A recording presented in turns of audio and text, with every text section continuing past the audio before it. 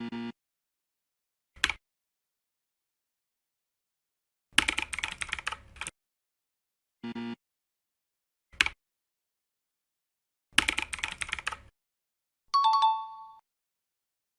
afternoon, this is your captain speaking with just a little flight information.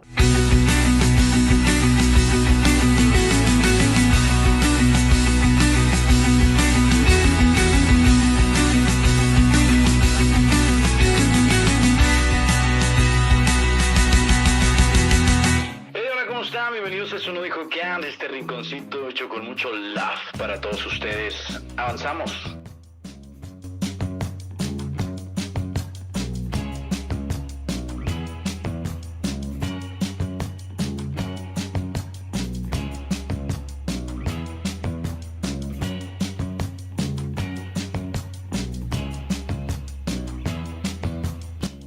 Hey, ¿cómo están todos? Bienvenidos a Eso No Dijo Kant, este rinconcito, como ya saben, hecho con mucho cariño, con mucho amor para todos ustedes.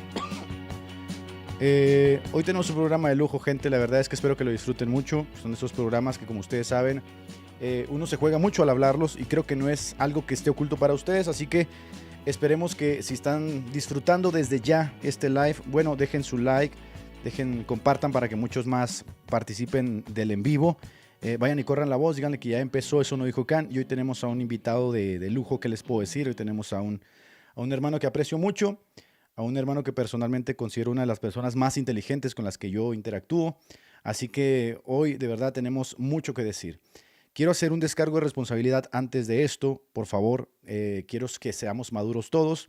El tema que vamos a tocar no tiene aristas personales contra nadie, contra ninguno de ustedes. Ustedes tienen toda la libertad de creer lo que a ustedes se les venga en gana. Al final de cuentas, como dice Romanos, cada uno daremos cuenta delante de Dios en el día final. Así que no quiero que endilguen sobre nosotros, que nosotros les hicimos creer cosas, porque creo que, como dice también el Evangelio de Juan, si usted ya es grande, usted ya puede dar cuenta por sí mismo. Si usted es un niño, está bajo la supervisión de sus papás, bueno, yo le pediría a los papás que van a ver este live, que tengan simplemente, que se mantengan al margen. Y otra cosa que quiero decir, este no es un live contra el pentecostalismo, ¿no? Hoy recibí una llamada en la mañana diciéndome que por qué yo odio a los pentecostales. No, yo no odio a ningún pentecostal. De hecho, yo amo a los pentecostales. Y tampoco es un live específicamente contra una persona, ¿no? Es que lo está haciendo por esta persona, ¿no? Estamos haciendo este live desde dos visiones muy, muy particulares. Y creo que aquí van a venir lecturas geopolíticas, históricas, teológicas y todo lo que hace bueno de una buena charla. Vean este live más como una charla de sobremesa de amigos que están interactuando con temas que no se tocan porque son tabús o porque son el elefante rosa en la sala, pero que saben que están ahí. Como cuando fuimos partícipes, ¿no?, de ese gran desconcierto de la vacunación. Todos sabíamos que había algo mal, todos sabíamos que no había algo claro ahí. Pasaron los años, ahora todo el mundo lo dice, es verdad, nos engañaron, nos mintieron, pero bueno, ¿por qué no lo dijimos al principio? Porque teníamos miedo. Entonces, mis queridos hermanos, hoy tengo al pastor Rufat con nosotros. El hermano es una persona de verdad que yo admiro mucho y la verdad yo les digo de todo corazón, todo lo que quieran decir, díganmelo a mí, ¿no? El hombre es un hombre honorable, es un hombre muy respetuoso, él nunca les ha faltado el respeto y yo sé que van a venir personas que lo van a querer escrachar de que es nazi, de que es todas estas tonterías que se van inventando. El hermano es un hombre de familia, es un hombre que está casado, es un hombre que tiene hijos, es un hombre que, aunque conozco poco, he visto su carácter y de verdad son de esos pastores que vale la pena muchísimo estar bajo su sujeción. Pero bueno, mis queridos hermanos, ya estamos 500 personas conectadas, sé que se van a conectar muchísimas más. Quiero saludar rápidamente a algunos de los que están acá conectados. Sé que estaban esperando este live. César Vidal también va a estar con nosotros, ya estuve en contacto, vamos a tratar, también va a venir al canal y también va a ser un live muy bueno porque vamos a hablar también de algunos aspectos que, pues tristemente no se pueden tratar. Y debo decirlo así, el mass media como tal, ustedes saben que tiene restricciones durísimas respecto a ciertos temas y esto es uno de los temas que no se pueden tratar. Y eso ya te dice mucho, ¿no? ¿Por qué no se pueden tratar? Bueno, voy a reaccionar a 5 o 6 saludos antes de iniciar porque quiero aprovechar mucho el tiempo porque yo también soy muy beneficiado de esto. Así que por favor, permítanme saludar a algunas personas, ¿no? Dice, este tema no es apto para gente extremadamente sensible, dice Ledis. Mira, Ledis, yo estoy totalmente de acuerdo contigo. Creo que este tema no es para personas que no sepan cómo reaccionar, porque hay gente que cuando siente que su susceptibilidad es herida, no saben reaccionar y entonces el sesgo cognitivo los hace lanzar improperios y hacer... Esperen a que termine el live, saquen sus propias conclusiones. Creo que estamos aquí gente madura y lo van a disfrutar. Dice por acá, hola tío Pacheco, salúdame, dice, salúdame. A ver, dice, salúdame, bendiciones, que Dios te siga usando. Gracias, Gabito, te mando un abrazo fuerte. Saludos a la Santa Sede Pachequiana VIP, dice por acá mi querida Esther. Saludos a los moderadores que ya están bien activos. Recuerden, no quiero faltas de respeto al hermano Rufat. En cuanto ustedes vean una falta de respeto, lo bloquean de inmediato del canal. Si ustedes tienen la capacidad y la madurez para disfrutar este live, yo les prometo que vamos a seguir haciendo lives de esta temática. Si no tienen la madurez, bueno, ustedes no pueden estar aquí. Pueden ir a ver ver cualquier otro de los millones de canales que existen en YouTube. Yo quería irónico, ¿no? Que quien piense que este es un mal canal y estén aquí perdiendo el tiempo. Dice por acá, Peregrino Uruguayo, se presente, sectario uruguayo, estuve predicando Tectar que solo hay salvación. Eso no dijo Can, dicen por acá, ¿no? En gracias a todos los que le han tomado cariño al rinconcito, la verdad es que esto lo han hecho ustedes. Oye, tío, ya tiene mucho tiempo con esa tos. Sí, en efecto, tengo más de 2 meses con esta tos, ¿no? Entonces ya por ayer Faraj me dijo que me iba a dar una pócima mágica, ¿no? Para que se fuera. Pero sabes que también que no paro, todo el día estoy hable y hable y hable y hable y pienso que por eso también algo tiene que ver. Dice, nunca me saludas Pacheco, aquí haciendo comida para mi señor esposo. Esa es una buena costilla, mi gente, ¿eh?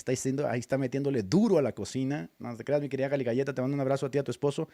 Disfruten el live, cocínale algo rico, métele amor, métele ahí el sazoncito rico que el hombre se ingre contigo. Dice por acá, no hay que temer al scratch ni a la difamación. Hay millones de pruebas de los crímenes del Estado de Israel contra los palestinos. Dice por acá Julio, periodista. Bueno, a todos los que están llegando, ya alcanzamos las 700 personas conectadas. Solamente quiero decirles que estamos en Twitter y en YouTube. No estamos en Facebook. Si usted está en Facebook y esperando el live, yo le digo, véngase para acá. No va a haber live en Facebook. Estamos aquí. Sin más preámbulos, es para mí de verdad, bueno, saludo por acá Pablo Viglione, Pipo Viglione, ¿no? Pipo Viglione, que siempre hace los lives, los hace en podcast y la gente los puede disfrutar después ahí en su trabajo con sus auriculares. Así que Pipo, de verdad te mando un abrazo, que la radio se llama Radio Shanghái. Le mando un abrazo a todos los que trabajen en Radio Shanghái. Dice, 2 potencias, Rufat y Pacheco. No, ¿qué quisiera yo estar al nivel de mi hermano Rufat? La verdad es que no es así, ¿no? Pero bueno, compartimos por lo menos compartimos el celo, ¿no?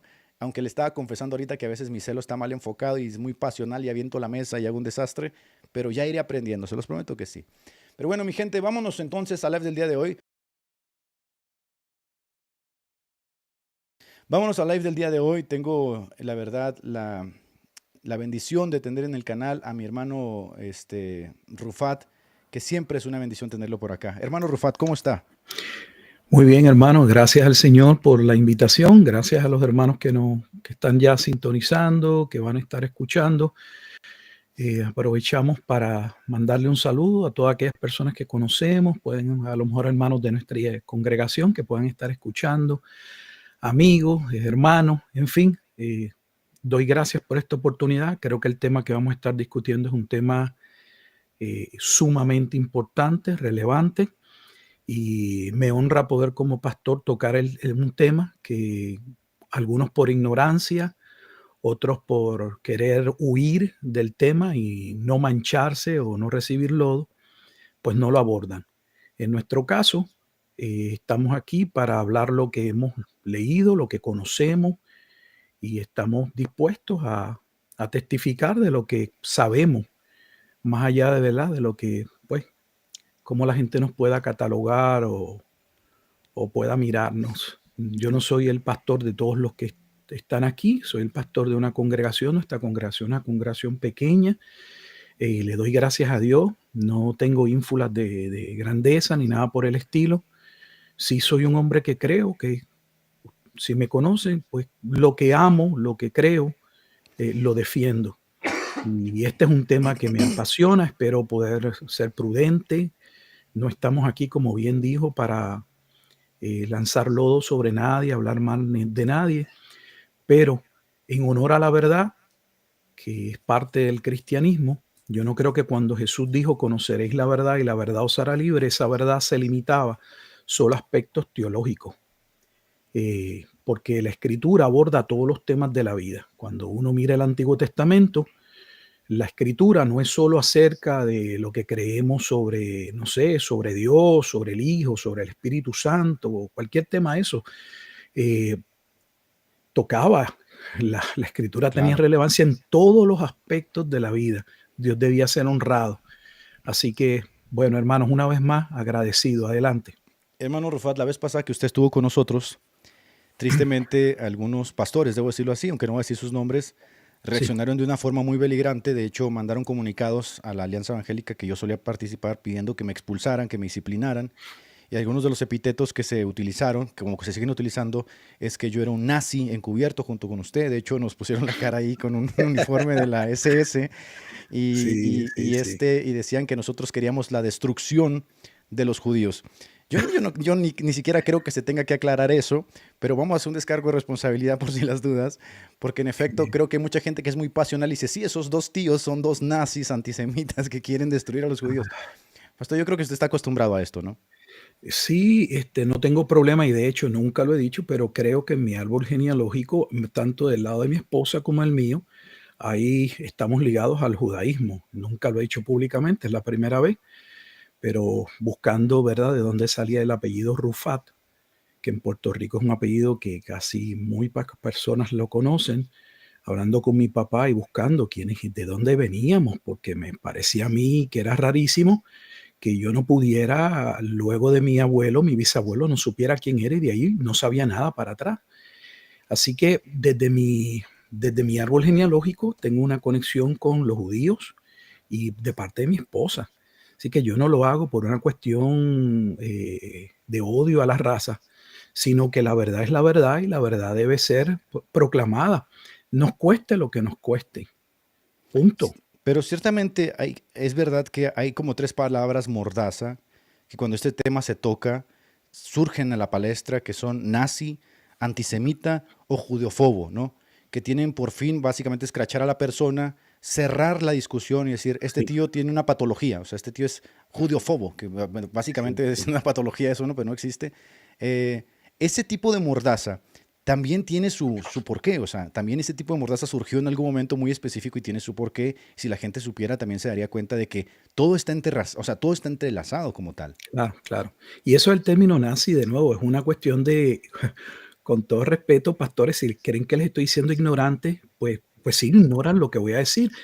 Dar a alguien que habla de esto de nazi es que ustedes no entienden que la historia relaciona el evento de la Segunda Guerra Mundial, específicamente el supuesto genocidio de 6 millones, con la Alemania nazi, pero la realidad es que hubo una colaboración, que no es el tema, pero hubo una colaboración nazi-sionista que no se puede negar porque la evidencia es contundente.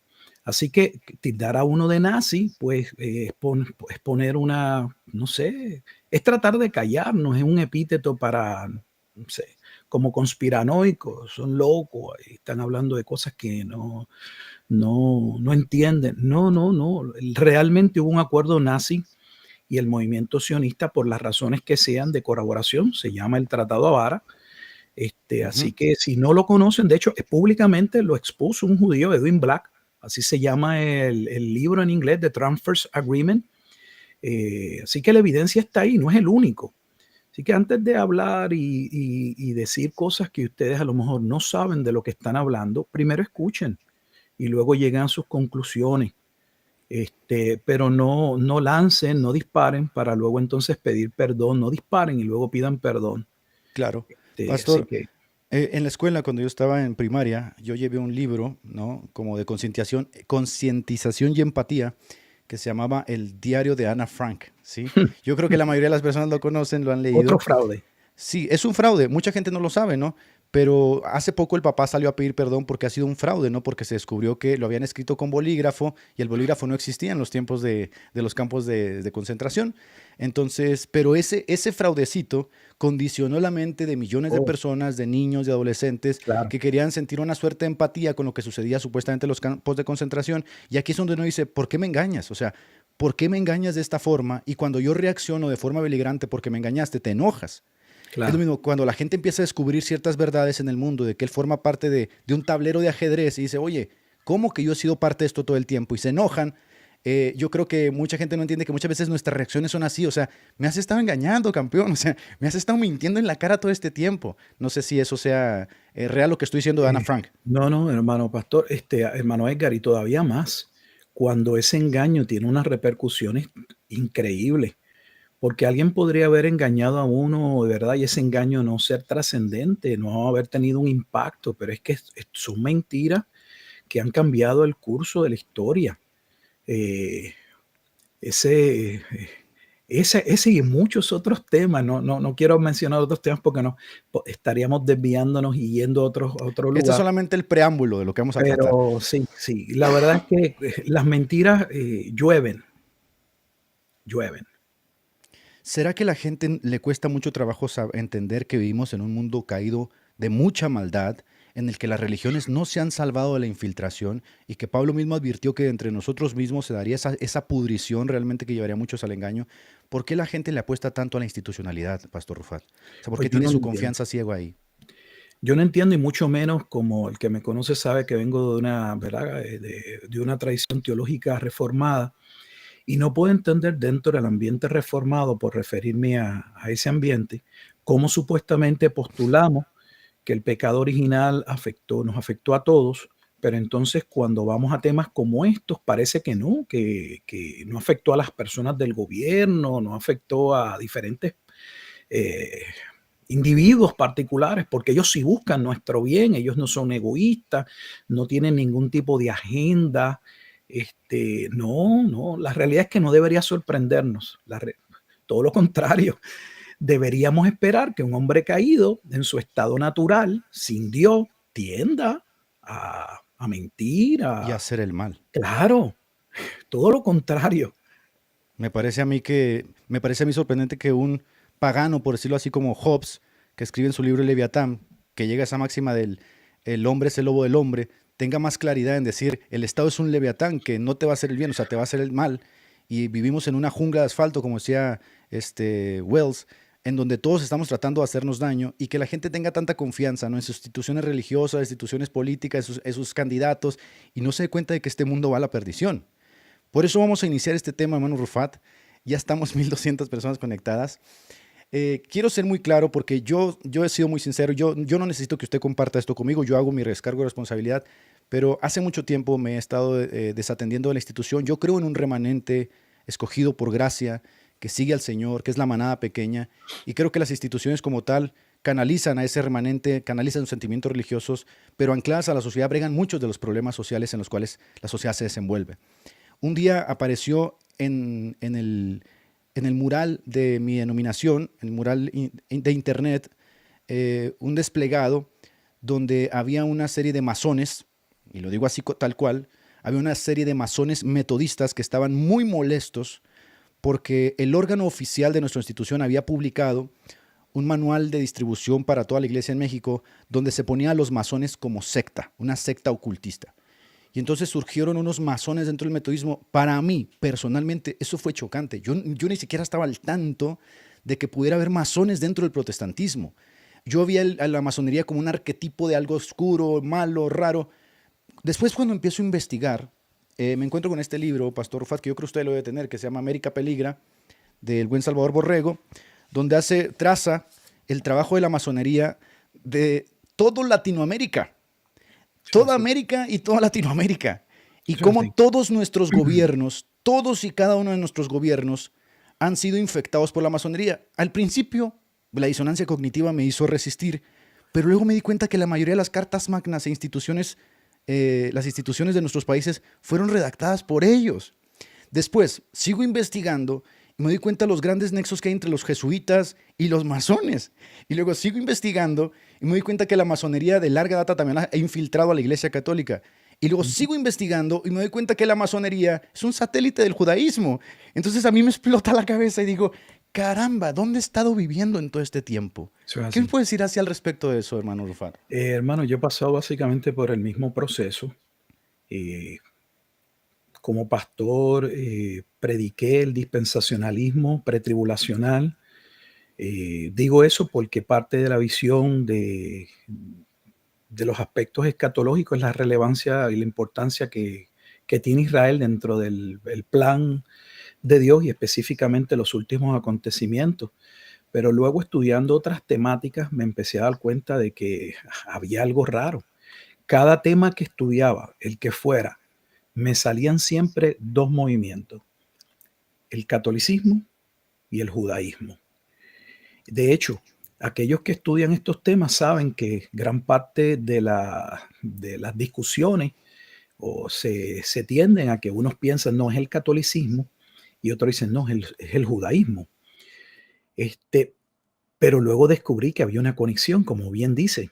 Hay una clara conexión entre el catolicismo y el judaísmo, específicamente a partir de ciertas fechas, como podría ser la fecha de la institución del movimiento jesuita, donde Ignacio Loyola hoy es conocido o aceptado por algunos que era un cripto judío. Y si no lo era y no hay tanta información, al menos del segundo líder y de ahí en adelante, casi todos eran cripto judíos o lo que se le llamaban marranos. Los marranos. O de donde viene la palabra conversos, que a veces lo utilizamos, nuevos conversos, y no sabemos ni tan siquiera en nuestras iglesias por qué decimos nuevos conversos o nuevos creyentes. Y la razón era que obviamente no eran parte de una tradición católica. En su genealogía no se podía encontrar ningún cristiano, por lo tanto era el primer cristiano y por eso se le llamaban nuevos conversos. Y los problemas que trajeron estos nuevos conversos en muchos países, pero tal vez por poner un punto de contacto con nosotros en América, España. Y lo que sucede realmente en el 1492 es que podemos cambiar de mil temas. El tema del 1492 realmente es la expulsión de los judíos de España, pero a nosotros nunca nos tocaron ese tema en la escuela ni aún en la universidad. Es el tema de encontrar el nuevo mundo. Cuando luego es mentira, el nuevo mundo ya existe. De hecho, Colón llega, y hoy se sabe, con un mapa cartográfico donde ya estaba el nuevo mundo. Él no descubre el nuevo mundo, él sabía dónde estaba el nuevo mundo. Entonces, llega uno a, como usted, ¿en qué mundo yo he llegado? ¿En qué mundo yo he vivido todo este tiempo? Claro. Es un engaño atroz. Y lo interesante es que ellos lo saben y lo publican. Miren, por ejemplo, este libro, el título es El otro 1492. El asentamiento judío en el Nuevo Mundo. Fíjense que ellos lo publican y es escrito por judíos. Finkelstein, un judío. Sí, ningún problema. O sea, que a nosotros nunca nos dijeron que en la era de la supuesta colonización fue la era donde muchos de ellos vinieron a sentarse en el Nuevo Mundo. Y las razones por las cuales después se van a esconder o van a tratar de camuflajearse, irse a los campos y, como bien dijo, las supuestas independencias o luchas de independencia dirigidas por marranos o conversos que habían comprado títulos nobiliarios. Yo creo que un autor que hace una obra extraordinaria, además de ese que mencionó, es Federico Ribanera Carles. Yo he estado leyendo su literatura y la verdad que su literatura es maravillosa. Yo, de hecho, donde único he conseguido los libros de Carles ha sido en México.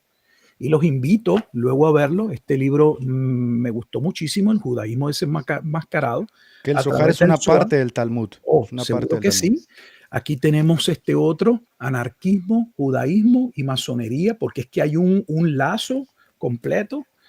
La última etapa de la globalización, la naturaleza del judaísmo, de Carles, y así sucesivamente. O sea, hay hombres que les ha costado, pero que han investigado y han traído todo esto a la luz. Así que no estamos hablando de cosas que nosotros estamos inventando, Claro, sino realmente de documentación de personas que obviamente no solo nos han precedido, sino que han hecho un trabajo monumental que yo no lo he hecho.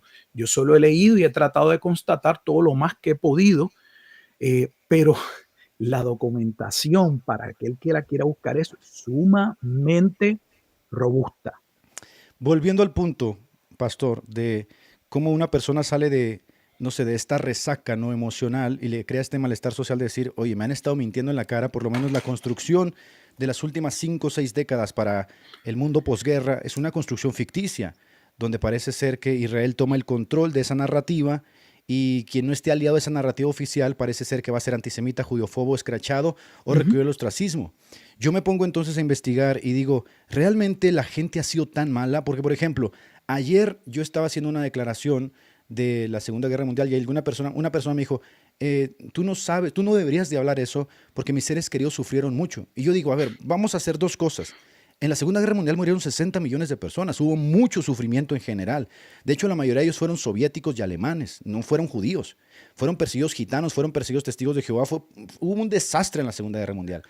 Pero aquí, pastor, y desmiéntame si estoy mal, yo empiezo a investigar si los judíos fueron expulsados por una suerte de patología de Hitler de Alemania, que intentaba insertarlos en Madagascar con una propia moneda, que los franceses y los ingleses no los querían recibir.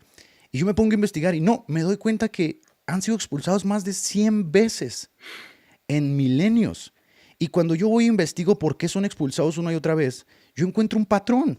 O sea, yo encuentro usura, encuentro degradación moral de la cultura en la que he recibido, encuentro conspiración, como en el caso de la revolución bolchevique, donde destruyeron a la familia de los zares, encuentro reversión y encuentro que se hacen con la banca, con el dinero y con los medios de comunicación.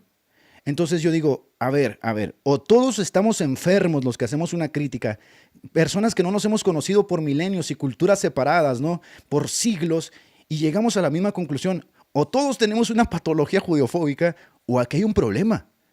El problema de que estas personas realmente parece que tienen esa persistencia de volver a hacer lo que hicieron en el pasado, y volver a hacer lo que hicieron en el pasado, y volver a hacer lo que hicieron en el pasado, hasta que alguien se levanta y le dice, oye, ¿qué estás haciendo? ¿Estoy mal en esa lectura? ¿Es muy precipitada? ¿Es muy arrogante? ¿O será una lectura correcta? No es una lectura correcta. De hecho, si mi conocimiento no falla, el primer lugar donde van a terminar expulsados después de un tiempo donde han pasado de diferentes imperios, me refiero a Judá, de Babilonia, los medo-persas, de medo-persa, los griegos, griego a Roma, Roma finalmente a principios del segundo siglo los va a expulsar. La llamada batalla o guerra, tercera guerra, algunos le llaman, o segunda guerra, dependiendo del historiador, judía, donde los judíos van a proclamar a este supuesto Mesías y finalmente Roma mismo, seguro, le va a decir, ¿saben qué? No los queremos, se van. De hecho, ese es el momento histórico en el cual se cambia el nombre de Judea a Palestina. Por eso le llamamos a Palestina. Claro. Entonces los propios romanos, que de hecho es interesante porque cuando los romanos llegan a Roma, a tener contacto con los judíos, porque son los judíos mismos los que van a pedirle, por favor, ayuda. Y eso se desarrolla, no es necesario hablar del tema, pero en la época de los macabeos, donde estaban divididos como debían estar divididos los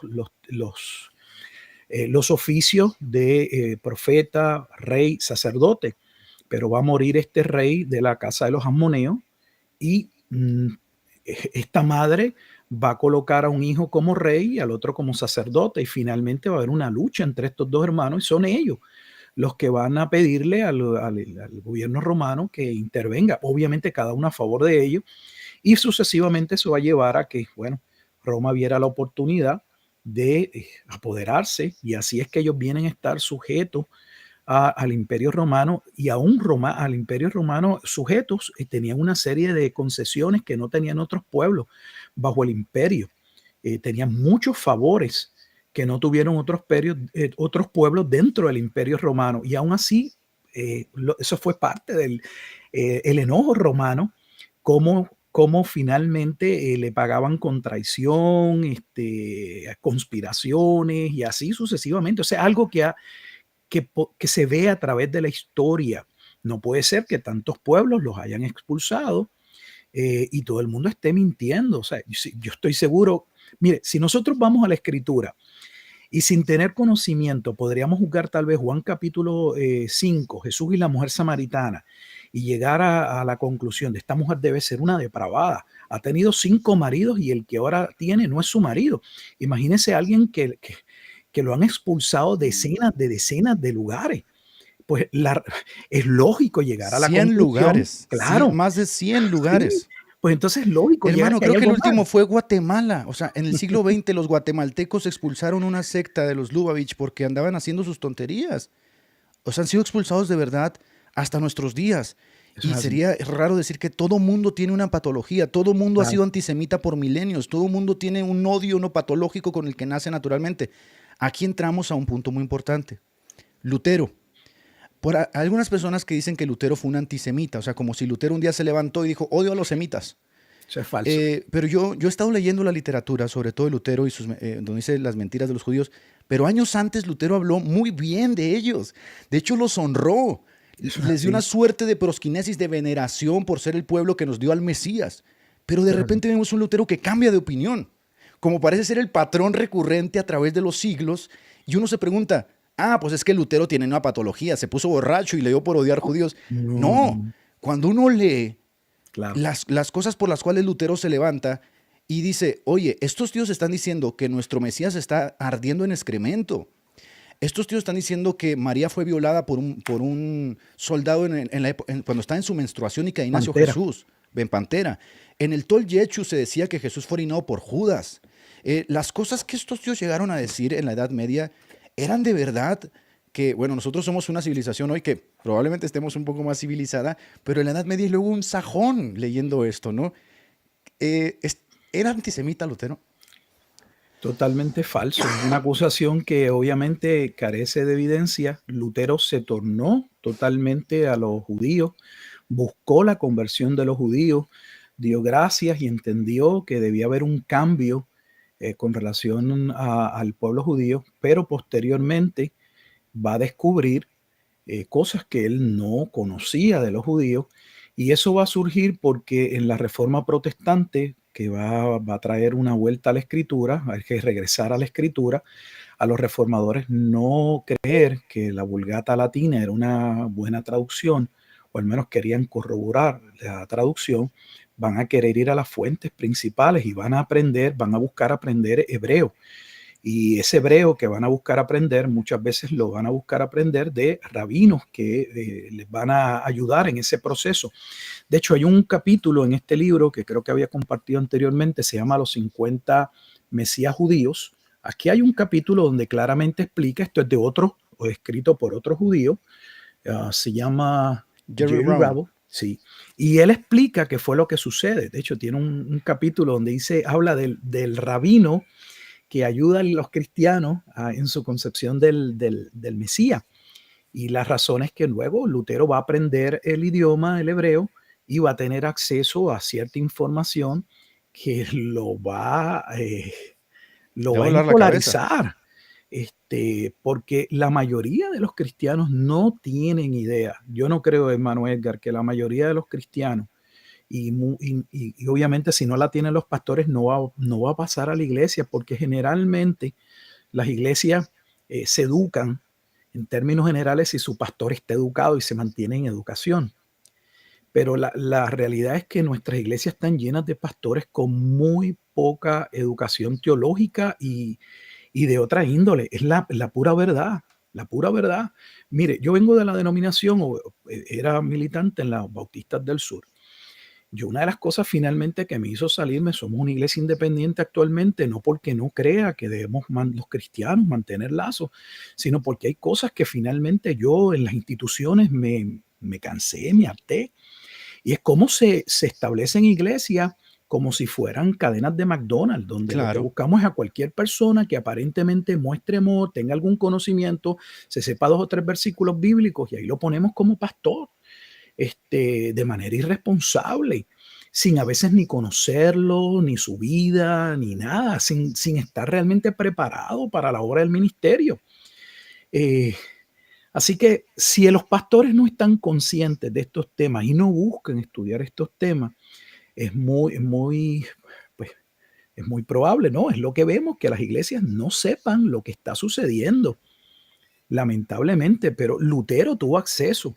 De hecho, Lutero publicó 2 libros en el siglo XVI, no solamente Los judíos y las mentiras, sino publicó también su obra donde él saca a relucir la biografía, que pocos cristianos saben, porque los judíos se inventaron una biografía básicamente de cómo nace Jesucristo, y aquí es que está todo esto de la violación y de María quedar embarazada y que es menstruación y es un escándalo lo que está ahí. Cuando Lutero lee eso. Pero pastor, ¿sabe usted que sí, en este momento hay pastores dispensacionalistas que dicen que nosotros somos los malos por estar diciendo esto?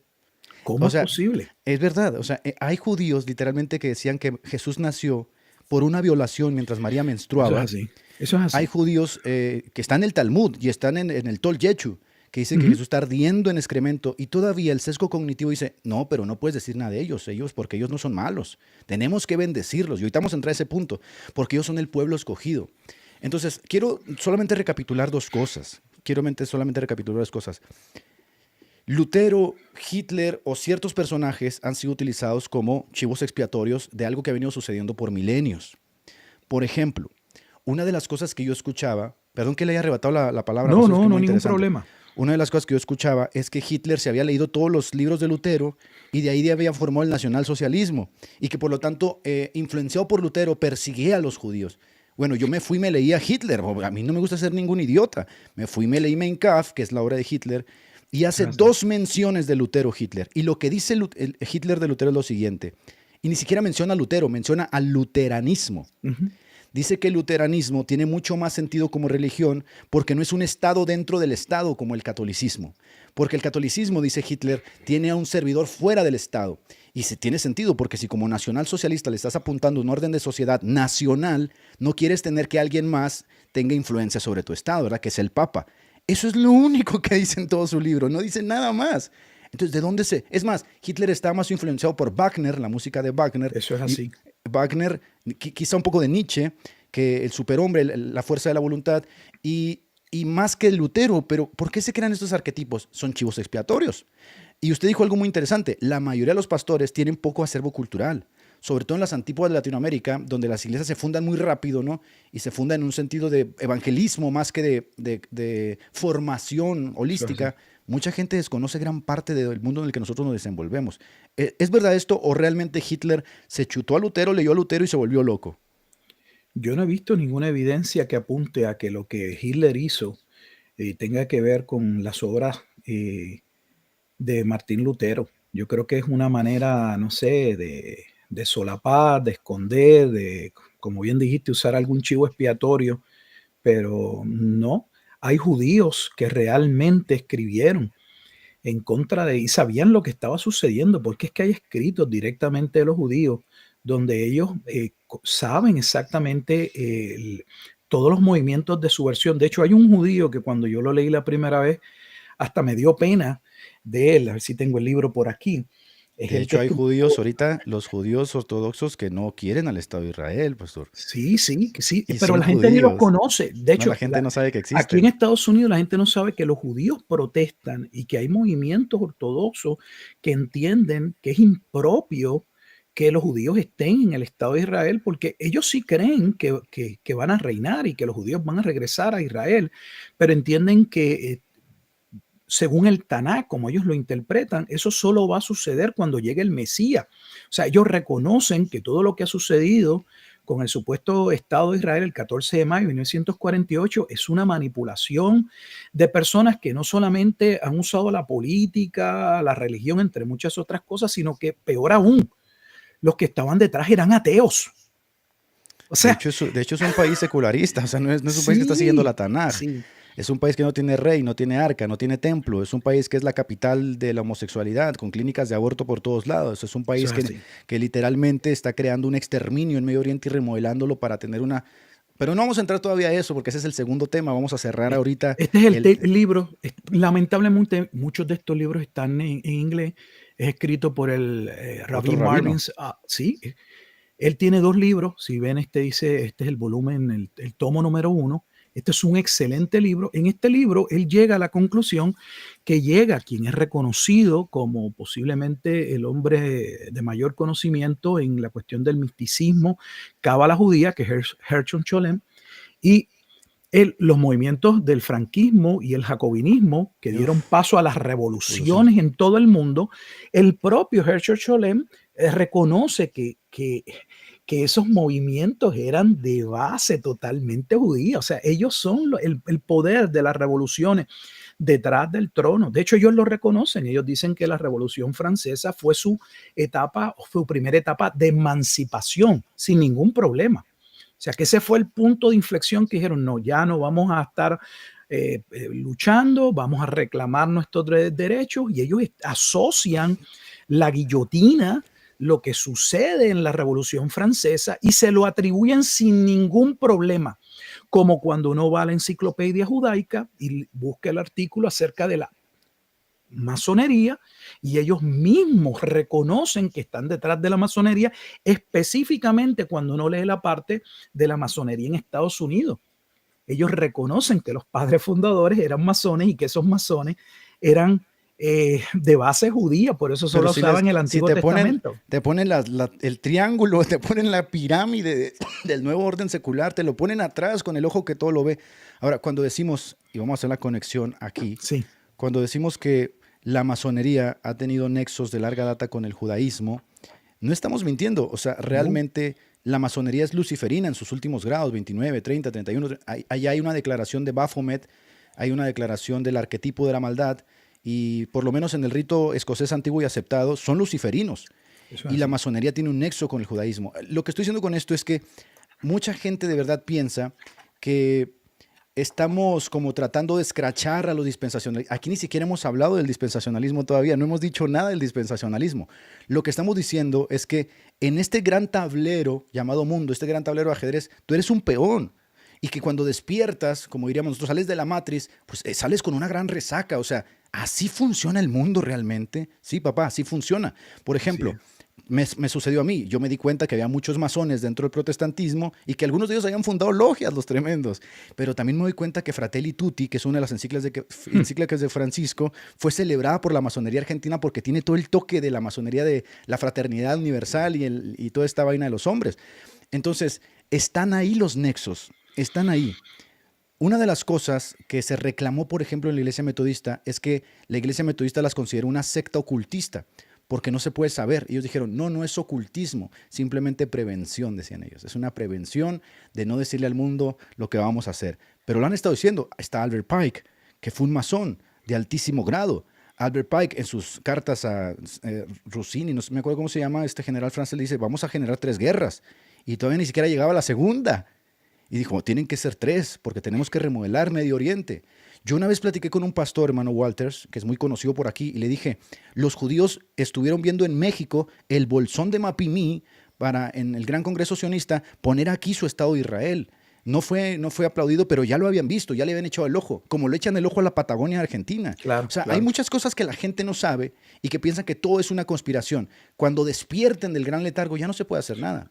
¿Estoy mal o estoy diciendo ciertas cosas verdaderas? No. Lo que está diciendo es verdadero y de nuevo es que las evidencias sobran. Por ejemplo, ahorita mencionamos el emblema de Estados Unidos y no para entrar en emblema de Estados Unidos. Este libro, si miran en la parte de aquí atrás, es escrito, es hecho por movimientos, déjame ver si que yo no veo la cámara. Dice en la parte de aquí abajo. Canadian British Israel. Asociación Sí. de Canadienses Británicos, algo así, ¿no? Sí, Israelitas. y ellos tienen un capítulo donde habla exactamente del emblema, el emblema de Israel en Estados Unidos, y ellos van dando la explicación completa de por qué, qué representa el águila, qué representan las ramas de olivo. Todo está ahí, o sea, la literatura para confirmar lo que estamos hablando. De hecho, traje estos libros y solamente es una parte mínima de la biblioteca, solo para que quede evidente. Yo sé que ellos no lo están leyendo, pero que sí existe documentación. Hermanos, vayan y estudien, hagan su investigación y luego lleguen a sus conclusiones, pero no se molesten porque les estemos diciendo que nos han engañado. En Han todo infiltrado caso, nuestras enójense. religiones. Sí. De hecho, los bautistas del sur tuvieron que hacer, hay un libro sobre una comisión que sucedió entre los bautistas del sur para investigar el aspecto de la masonería dentro de los bautistas del sur, que estamos hablando de que supuestamente era la denominación o es la denominación de mayor abarcadura en los Estados Unidos, infiltrada por la masonería. Dios mío. Lo que les estamos diciendo, gente, es que en efecto hemos sido infiltrados hasta la médula. O sea, las religiones a las cuales ustedes les apuestan tanto institucionalmente hablando, están infiltradas. Miren, voy a ser así muy breve para entrar al siguiente paso. ¿No les parece por lo menos extraño que después del siglo XVIII, siglo XIX, cuando se da toda esta convulsión, este malestar social, las religiones dan un giro de 180 grados?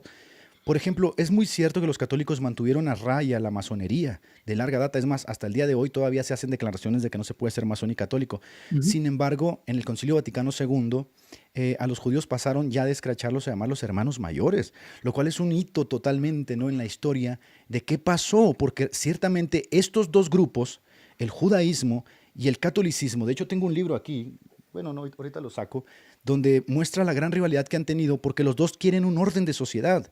Y la única razón por la que han estado siempre pleiteando es porque los dos quieren un orden de sociedad y el catolicismo les llevaba ventaja. Entonces, ¿qué hay detrás de ahora? Son nuestros hermanos mayores, la casa abrámica por allá en Medio Oriente, nos vamos a besar, le vamos a pedir perdón a todos ellos. Yo he dicho que la Iglesia Católica se intenta insertar en la modernidad para dar respuestas, pero realmente detrás de todo eso es que hay una infiltración. Sí, Quedaron hay, con, totalmente infiltrados de larga data. hay contundentemente. De hecho, yo creo que uno de los libros que más expone la infiltración se llama El complot contra la Iglesia, de Maurice Pinay. Aquí está, es una obra monumental.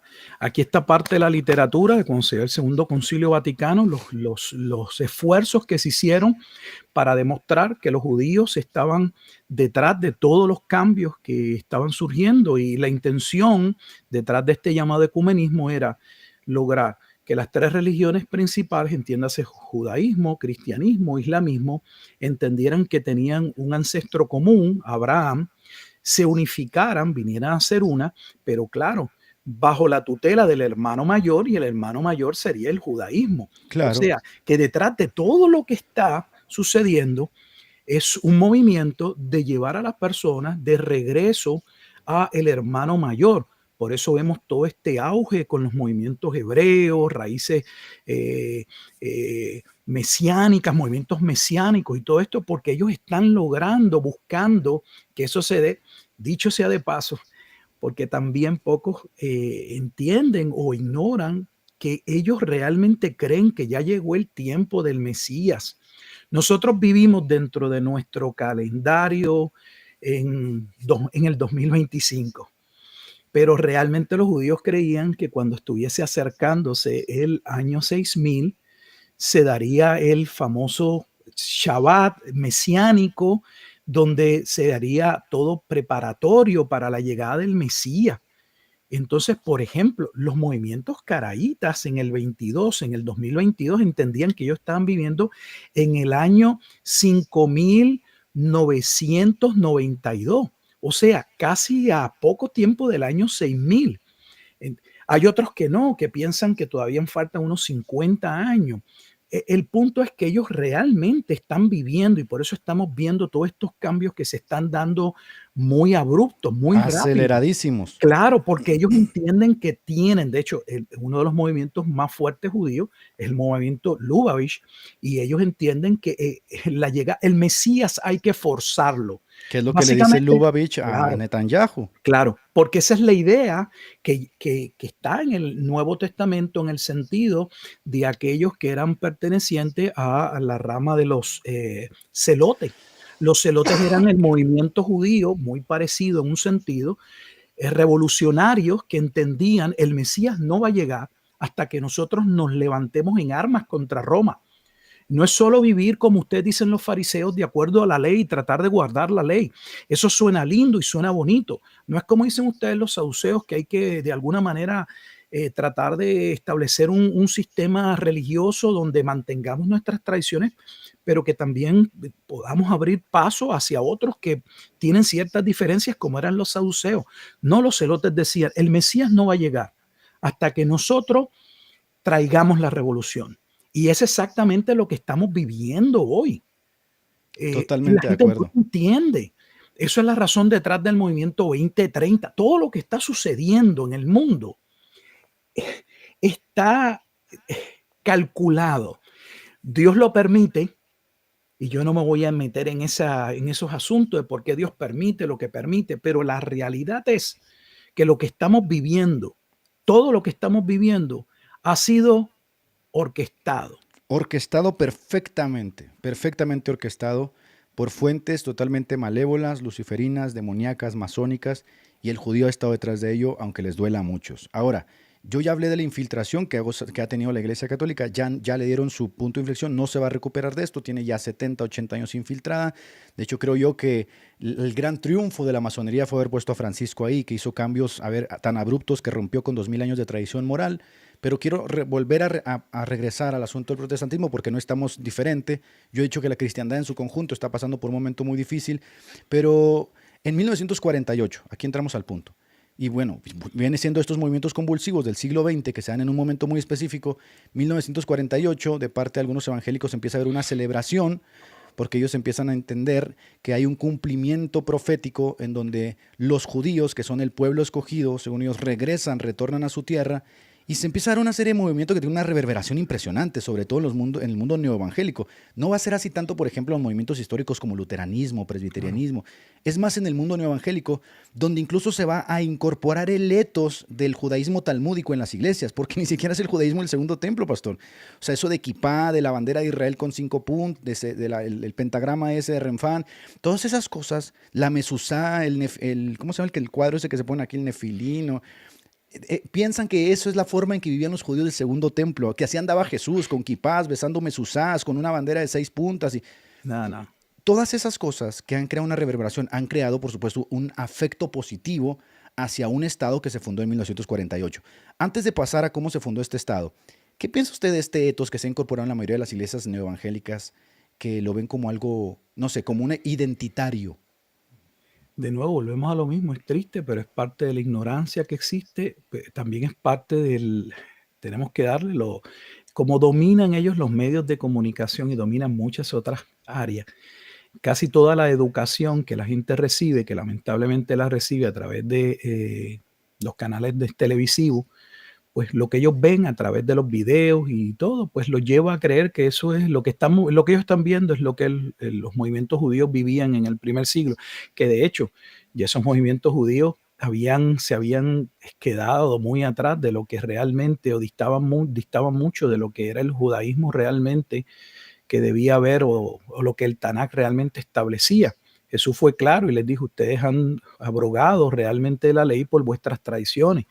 Y cuando Jesús estaba diciendo esas tradiciones tienen que ver, ya había una tradición oral que va a dar estaba paso. En recopilación. Claro. Y en parte ya había parte, porque parte de lo que va a ser el Talmud, tanto el Talmud de Jerusalén como el Talmud babilónico, tiene que ver con la Mishnah y la Gemara, y por lo menos la Mishnah ya estaba. Entonces, eso surge realmente, toda esa cuestión con lo que sucede en Babilonia bajo la destrucción del templo. Y al quedarse sin templo y quedarse sin sacerdote, comienza toda esta cuestión mística de tratar de entender qué es lo que está sucediendo, cómo podemos llegar a Dios. Y comienza la cuestión de la Merkabá, del carruaje celestial, el ascenso a Dios, que de hecho el ascenso a Dios o la Merkabá es básicamente el árbol de la vida, que la gente desconoce ese aspecto de cómo supuestamente el alma debe buscar subir hasta conectarse con Dios en el último Sefirot, que es el Keter, que es la corona, que de hecho está en muchos de los slogans que se colocan en las iglesias, sin saber que lo que están poniendo ahí no es un símbolo cristiano, es un símbolo judío. Y así sucesivamente. Pero aquí viene la conexión aparentemente positiva. O sea, ellos dicen, no hemos sido engañados, pero ahí está la conexión en el etos, ¿no? De que incorporaste todos los elementos talmúdicos, porque ni siquiera son los elementos del judaísmo del segundo templo en el cual Jesús caminó. Son elementos talmúdicos de esos rabinos que se revelaron a Jesucristo y, haciendo una interpretación profana de la Tanaj, sacaron todos estos elementos posteriores, ¿no? Entonces, el engaño ha sido tan grande que es como si yo metiera a mi iglesia todo el etos de los chinos. ¿Se imaginan, no? Que de repente el pastor saliera con uno de esos cuernos que se ponen los chinos y una bandera china y la gente diría, ¿pero qué le pasa a este, no? Así de raro, pero no se atreven a aceptar que aquí hay obviamente una concatenación positiva. Ahora, 1948, ellos dicen que aquí se cumplió una profecía. Obviamente cuando hablamos de esto estamos hablando ya de los entremados de la interpretación. Pero hay algunas preguntas que a mí no me quedan todavía claras, y es que ellos dicen que hay un regreso de los judíos, pero los judíos no han regresado. Es decir, hay millones de judíos en Nueva York y hay millones de judíos en todo el mundo. Es más, hay más millones de judíos fuera de Israel que dentro de Israel. Entonces parecía ser que le falló al Señor ahí ese regreso a los judíos, ¿no? Eso para empezar, pastor, déjeme leer otras dos cosas. En segundo, cuando yo leo el patrón bíblico de los regresos, los retornos, ¿no? Yo leo casi siempre Nehemías, Esdras, Jeremías. Cuando yo leo estos retornos, yo veo un patrón. Un pueblo que viene arrepentido llorando, un pueblo que vuelve a la Tanaj, en el caso de Josías, Ezequiel, Nehemías, Esdras, un pueblo que se arrepiente en ceniza y en silicio. Pero yo veo que Israel es la capital de la homosexualidad. Yo veo que Israel no tiene rey. Yo veo que Israel literalmente es un país ateo, agnóstico, secular, que odia al Mesías. Entonces, como que algo a mí no me cuadra. Y aquí empiezan como que las piruetas que nadie quiere que abordemos. Entonces, ¿fue una profecía esto que se cumplió, Pastor Fat? No se ha cumplido ninguna profecía, con toda honestidad. El que quiera pensar lo que quiera pensar, pero bíblicamente no se cumplió ninguna profecía. De hecho, para empezar, no todo Israel iba a regresar, porque el Antiguo Testamento nunca enseña que todo Israel iba a enseñar.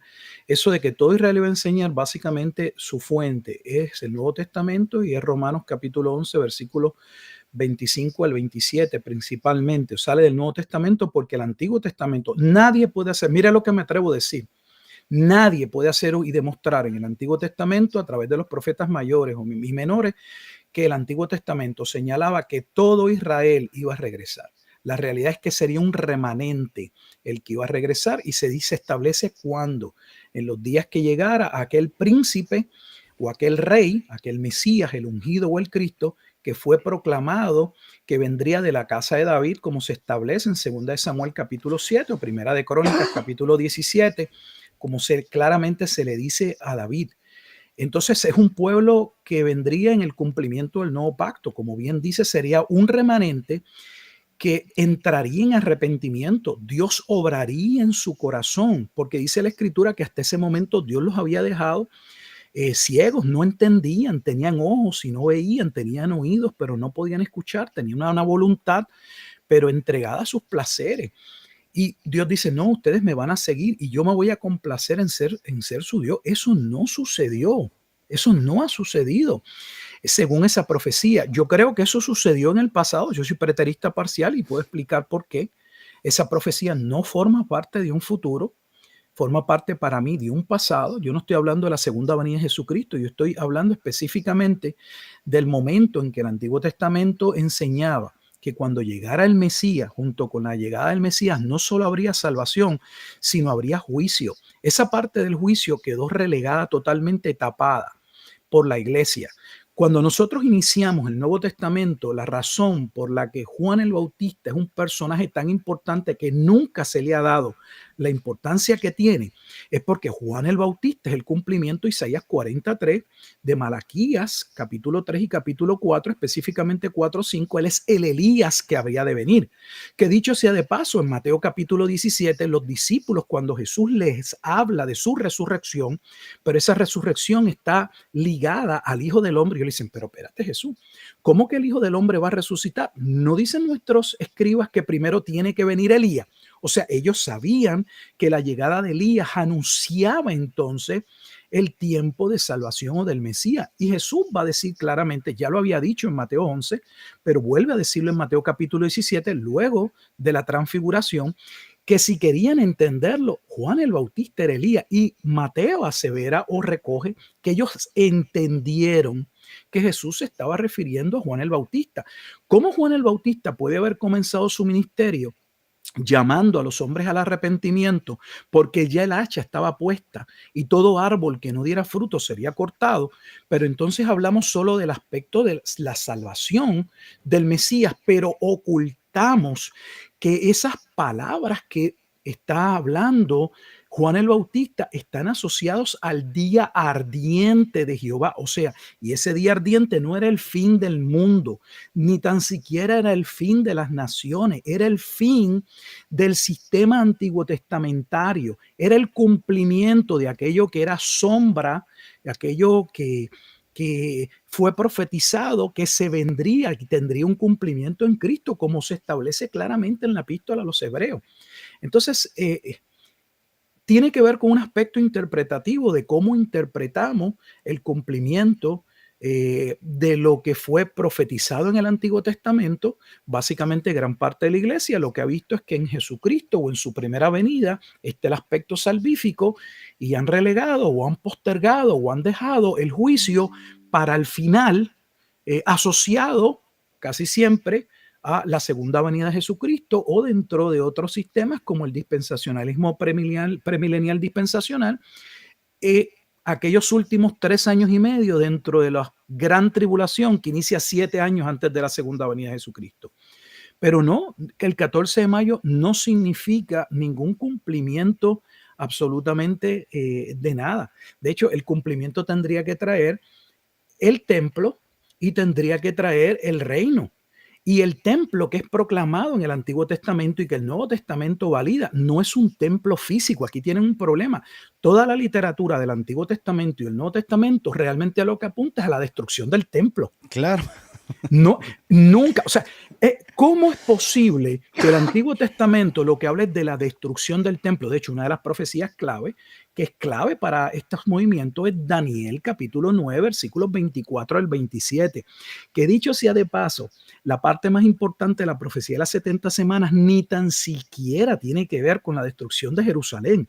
La importancia de la profecía de las 70 semanas tiene que ver con el momento en el que Dios va a obrar salvación para el pueblo de Israel, porque eso es lo que se encuentra, ese es el lugar en el que se encuentra Daniel. Daniel cree, cuando uno inicia Daniel 9, Daniel tiene los rollos de Jeremías, y en Jeremías capítulo 25 y en Jeremías capítulo 29 se había hablado de la profecía de los 70 años de cautiverio, o sea, el tiempo en que Judá estaría cautiva dentro de Babilonia. Pero Daniel cree, eso es lo que él cree, que cuando se cumpliese esa profecía, o sea, esos 70 años, Judá sería liberado y sería el tiempo de la salvación y del Mesías. Pero Dios va a enviar, que de hecho no me quiero salir del tema, pero creo que es maravilloso, que envía al mismo ángel Gabriel, que es el ángel Gabriel que se aparece a María. Exacto. Para hablarle de la llegada del Mesías príncipe. Uf. Y decirle, no, Daniel, este no es el tiempo. Ustedes van a salir, la escritura claramente severa, tanto el libro de Esdras como en Crónica, que se cumple lo que se había profetizado en Isaías, que Dios usaría a Ciro para que el pueblo pudiese salir a la reconstrucción de lo que va a ser el segundo templo. Pero todo esto que sucede tiene que ver con que Dios le va a decir, es que cuando venga el Mesías, solo cuando llegue el Mesías puede haber la salvación que Dios quiere. Va a venir la justicia perdurable. Claro, como parte de los eventos asociados a la llegada del Mesías príncipe, se habla de la muerte del Mesías príncipe. Y asociado a la muerte del Mesías príncipe, la abominación de desolación que ocurriría, pero no se habla de la construcción de un tercer templo. Lo que se habla es de la destrucción del templo. Y un templo que no podía ser el tercero, porque en el tiempo de Daniel se había destruido el primer templo.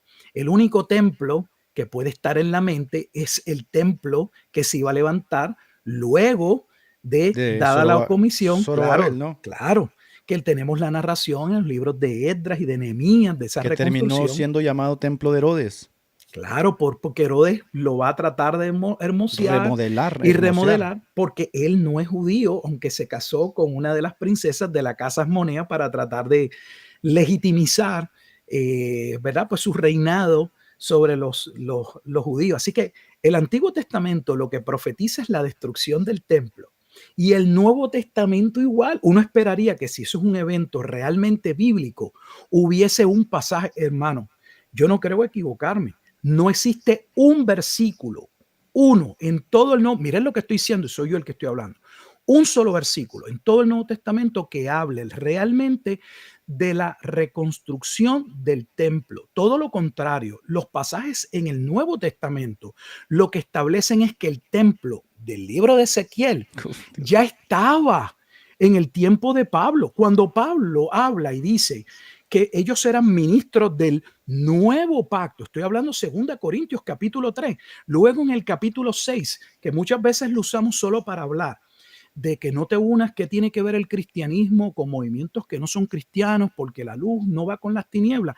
En ese mismo capítulo los pastores no se han percatado que Pablo cita el templo de Ezequiel y dice, ustedes son ese templo.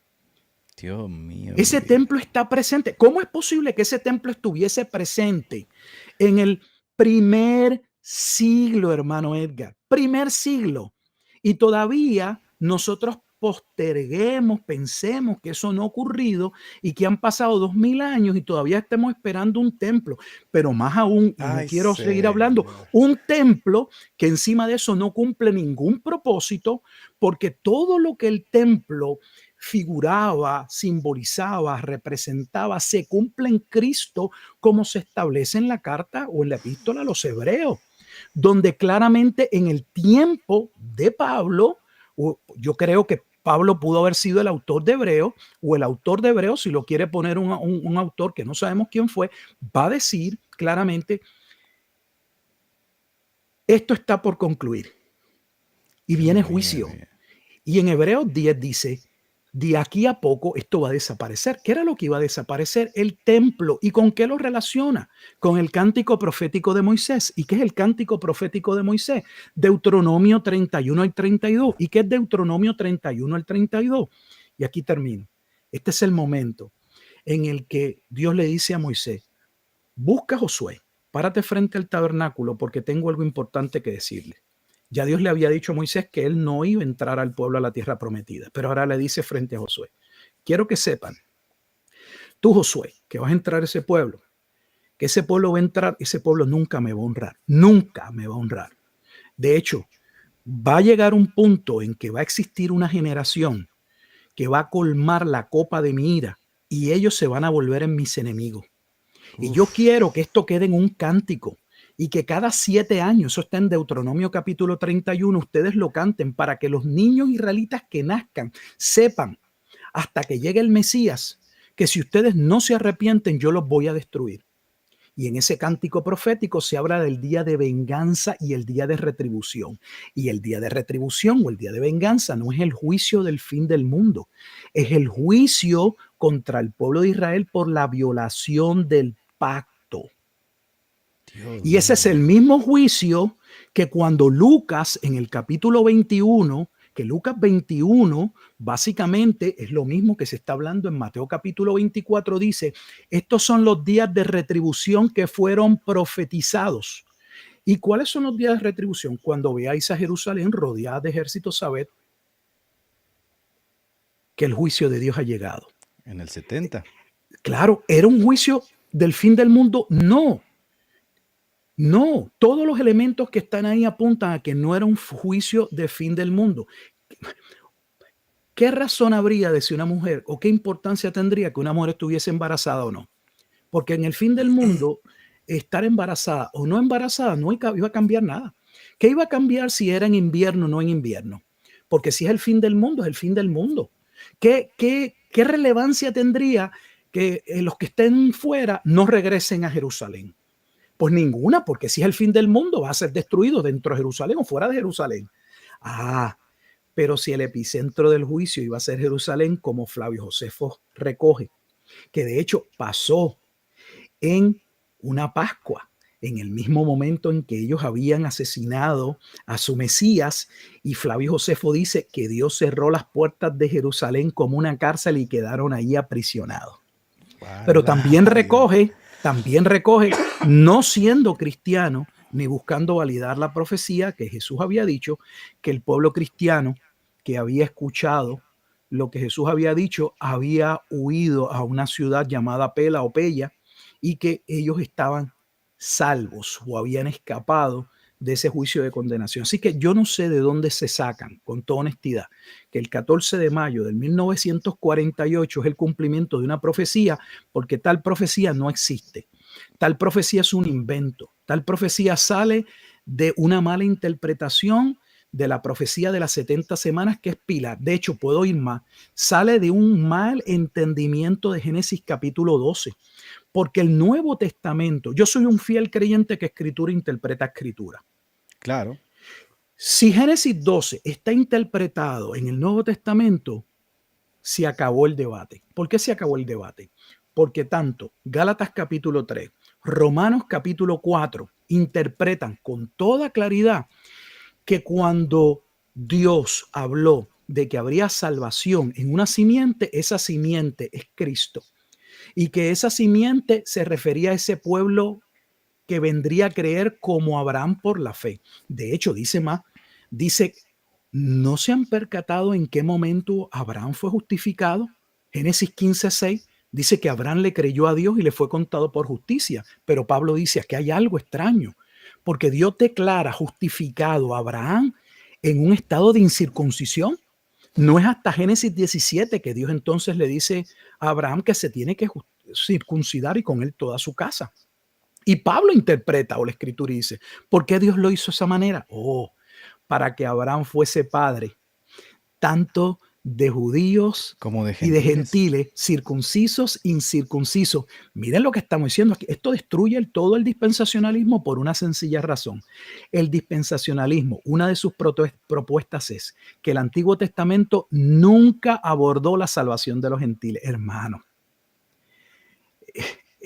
si eso no es una mentira, el Nuevo Testamento claramente dice que los gentiles estaban en el plan de salvación. De hecho, el capítulo para mí más claro, ¿Qué era es parte del Efesios misterio 3, eso, 1 al pastor? 6. Ahí voy, es Efesios 3, 1 al 6. Cuando Pablo declara el misterio El misterio. del cual viene hablando en la carta o la epístola a los Efesios, en el capítulo 3, versículo 1 al 6, Pablo dice, lo único cierto aquí es que Dios no dejó totalmente claro ese misterio, el cómo los gentiles sí estaban y serían parte de ese pueblo que Dios salvó. Pero ahora dice, pero no hay excusa, porque ahora, por medio del Espíritu y de sus apóstoles, Dios lo ha dado a conocer. Sí, se Que les tanto, revela. claro, que tanto Aleluya. circuncisos como incircuncisos que creen son el pueblo de Dios. Hijos de Abraham. Claro, como lo dice Gálatas, si estáis en Cristo, sois hijos de Abraham. Si uno pregunta en una iglesia, ¿aquí hay un hijo de Abraham? La mayoría no va a levantar la mano. Es posible que en una iglesia evangélica no hay una sola mano, porque a no ser que ellos se consideren que son parte del pueblo de Israel, entonces en ese sentido podría levantar la mano. Usted me pregunta, ¿usted es un hijo del pacto? Sí. Claro. ¿Usted es un hijo de Israel? Abraham. Sí.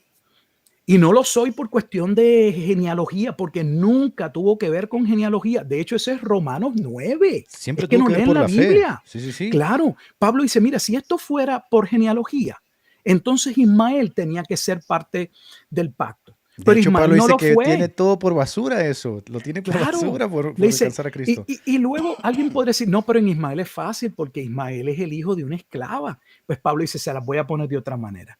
¿Y qué hacen ustedes con los hijos de Isaac? Porque tanto los hijos de Isaac, ambos son hijos del pacto, ambos son de sangre, pero Dios dijo que iba a bendecir a uno y que al otro no lo iba a amar, que no iba a entrar en el pacto. Entonces, ¿cómo es posible que no entre en el pacto si es un hijo del pacto? Dice, no todo Israel es Israel, dice ahí, ¿no? Sí. No todos los que descienden de Abraham son Israel. No es triste de hablar, hermano Edgar. Yo creo que la Biblia es clara. Si honestamente fuera algo confuso, yo lo confieso y digo, no, la verdad es que la Biblia no es clara en esto, no, hermano, con todo respeto. Clarísimo. La Biblia es extremadamente clara. ¿Sabe cuál es el problema? Y no creo equivocarme, que en nuestras iglesias se estudia la Biblia de manera fragmentada. Hoy es un pasaje en Proverbios, mañana en Apocalipsis, uno en Génesis. No hay una secuencia lógica, nunca se abordan todos los temas. El pastor escoge, por lo general, la mayoría de los pastores son temáticos y lo que hacen es escoger el pasaje que ellos creen que pueden compartir. Claro, luego dicen que el Espíritu Santo les dijo que ese es el pasaje que van a predicar. Con todo respeto, yo sé eso. ¿Saben por qué? Porque eso es lo que la mayoría de nosotros hacíamos. Yo le doy gracias a Dios de que nosotros empezamos en nuestra congregación un libro y no paramos hasta que lo terminamos. Y eso me obliga como pastor, y lo confieso, a tener que abordar temas que muy probablemente yo quisiera evadir, pero que no puedo evadir porque están allí. Entonces, hermano, necesitamos estudiar las Escrituras. Necesitamos estudiar las Escrituras porque ellas realmente dan testimonio de lo que estamos nosotros hablando. No sé, hermano Pacheco, creo que se ve su imagen, la veo estática. No sé si perdió el internet. Pero aquí estamos y vamos a ver si el hermano Edgar regresa. No quiero hablar sin seguir hablando, sin que el hermano vuelva. Algo sucedió con su internet. Amigos y hermanos que nos están escuchando, en lo que el hermano Edgar May viene, por favor, lean pasajes claves que le van a dar la interpretación correcta de Génesis capítulo 12, Romanos 4, Gálatas capítulo 3, Efesios capítulo 3, específicamente versículos 1 al 6. Hagan el ejercicio y de verdad no deberían leer sobre esos capítulos, sino leerlos dentro del contexto. Allí está la interpretación, allí claramente se establece que la simiente sobre la cual muchos serían salvos, y esos muchos incluía a los gentiles, es Cristo. Nada tenía que ver nunca con la cuestión de la salvación de un pueblo por sangre. Así que ahí estamos. No sé, a ver si el hermano viene.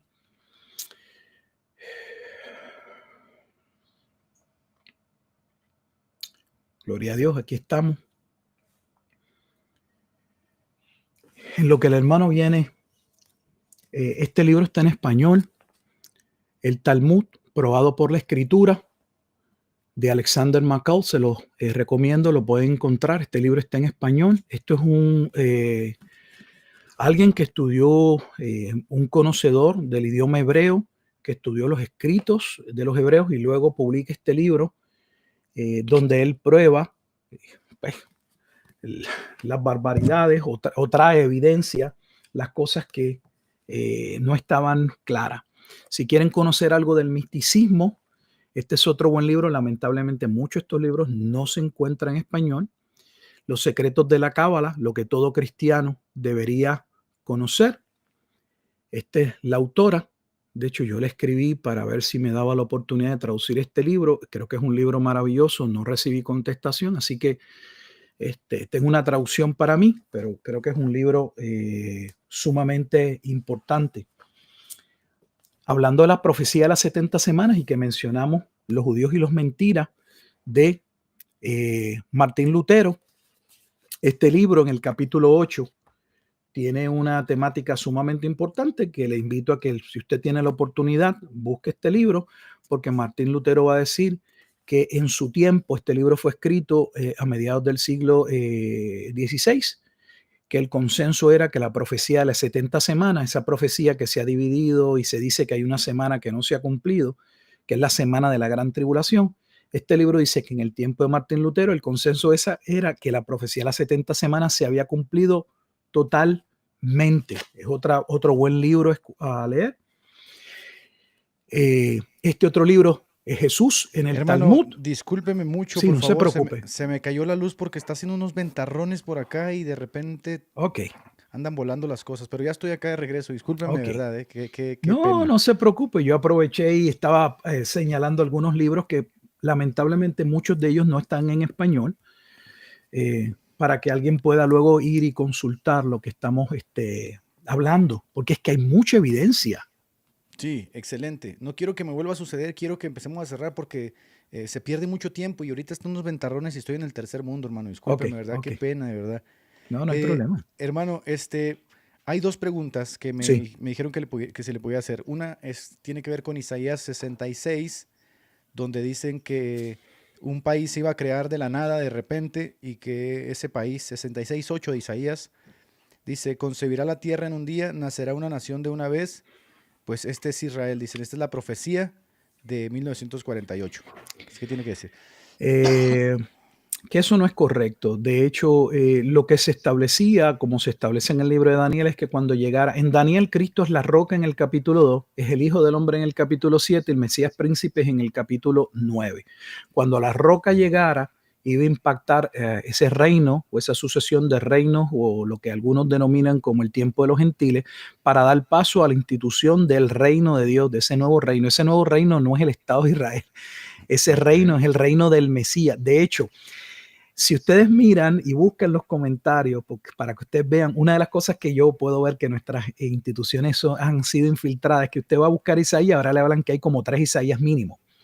Entonces, en la parte que corresponde al Isaías que predica o enseña del futuro, que ahí vendría, Isaías termina en el capítulo 66, ese es el último capítulo, está ligado al cielo nuevo y a la tierra nueva, a ese momento dado en el que Dios trae salvación a los gentiles, que iba a suceder, según Isaías capítulo 2, en los postreros días. De hecho, Isaías capítulo 2, si usted lo puede ver, no lo voy a leer ahora, pero capítulo 2, versículos 1 al 3, claramente es la base en Isaías de lo que luego se aborda en el capítulo 66. O sea, el capítulo 66 va a regresar al inicio de Isaías, del momento en que en los postreros días, como se desprende claramente del versículo 2, Isaías 2:2, vendría el Mesías que sería exaltado y a él correrían todas las naciones. Y se va a formar un nuevo reino, la nueva nación, la nación del Mesías. Y dice, vendrán muchos pueblos y dirán, esa profecía que forma parte de esos capítulos finales, que la mayoría de los dispensacionalistas dicen que no ha ocurrido. ¿Qué si yo les muestro que el Nuevo Testamento dice que eso se cumplió en el tiempo de Pablo? Y usted me dice, no, pastor, usted está mal. No, yo se los puedo probar. ¿Cómo se los puedo probar?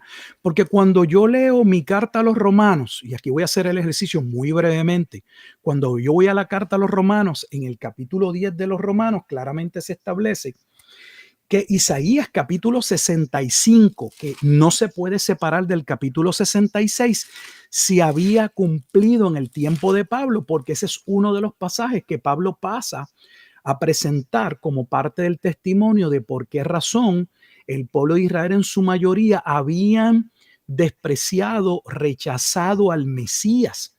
Pablo va a citar en Romanos capítulo 10, Isaías 53, claramente lo hace en el versículo 16, mas no todos obedecieron al evangelio, pues Isaías dice, Señor, ¿quién ha creído a nuestro anuncio? Pero al final, ¿saben cómo cierra Pablo Romanos 10? Citando Isaías capítulo 65, versículos 1 y 2.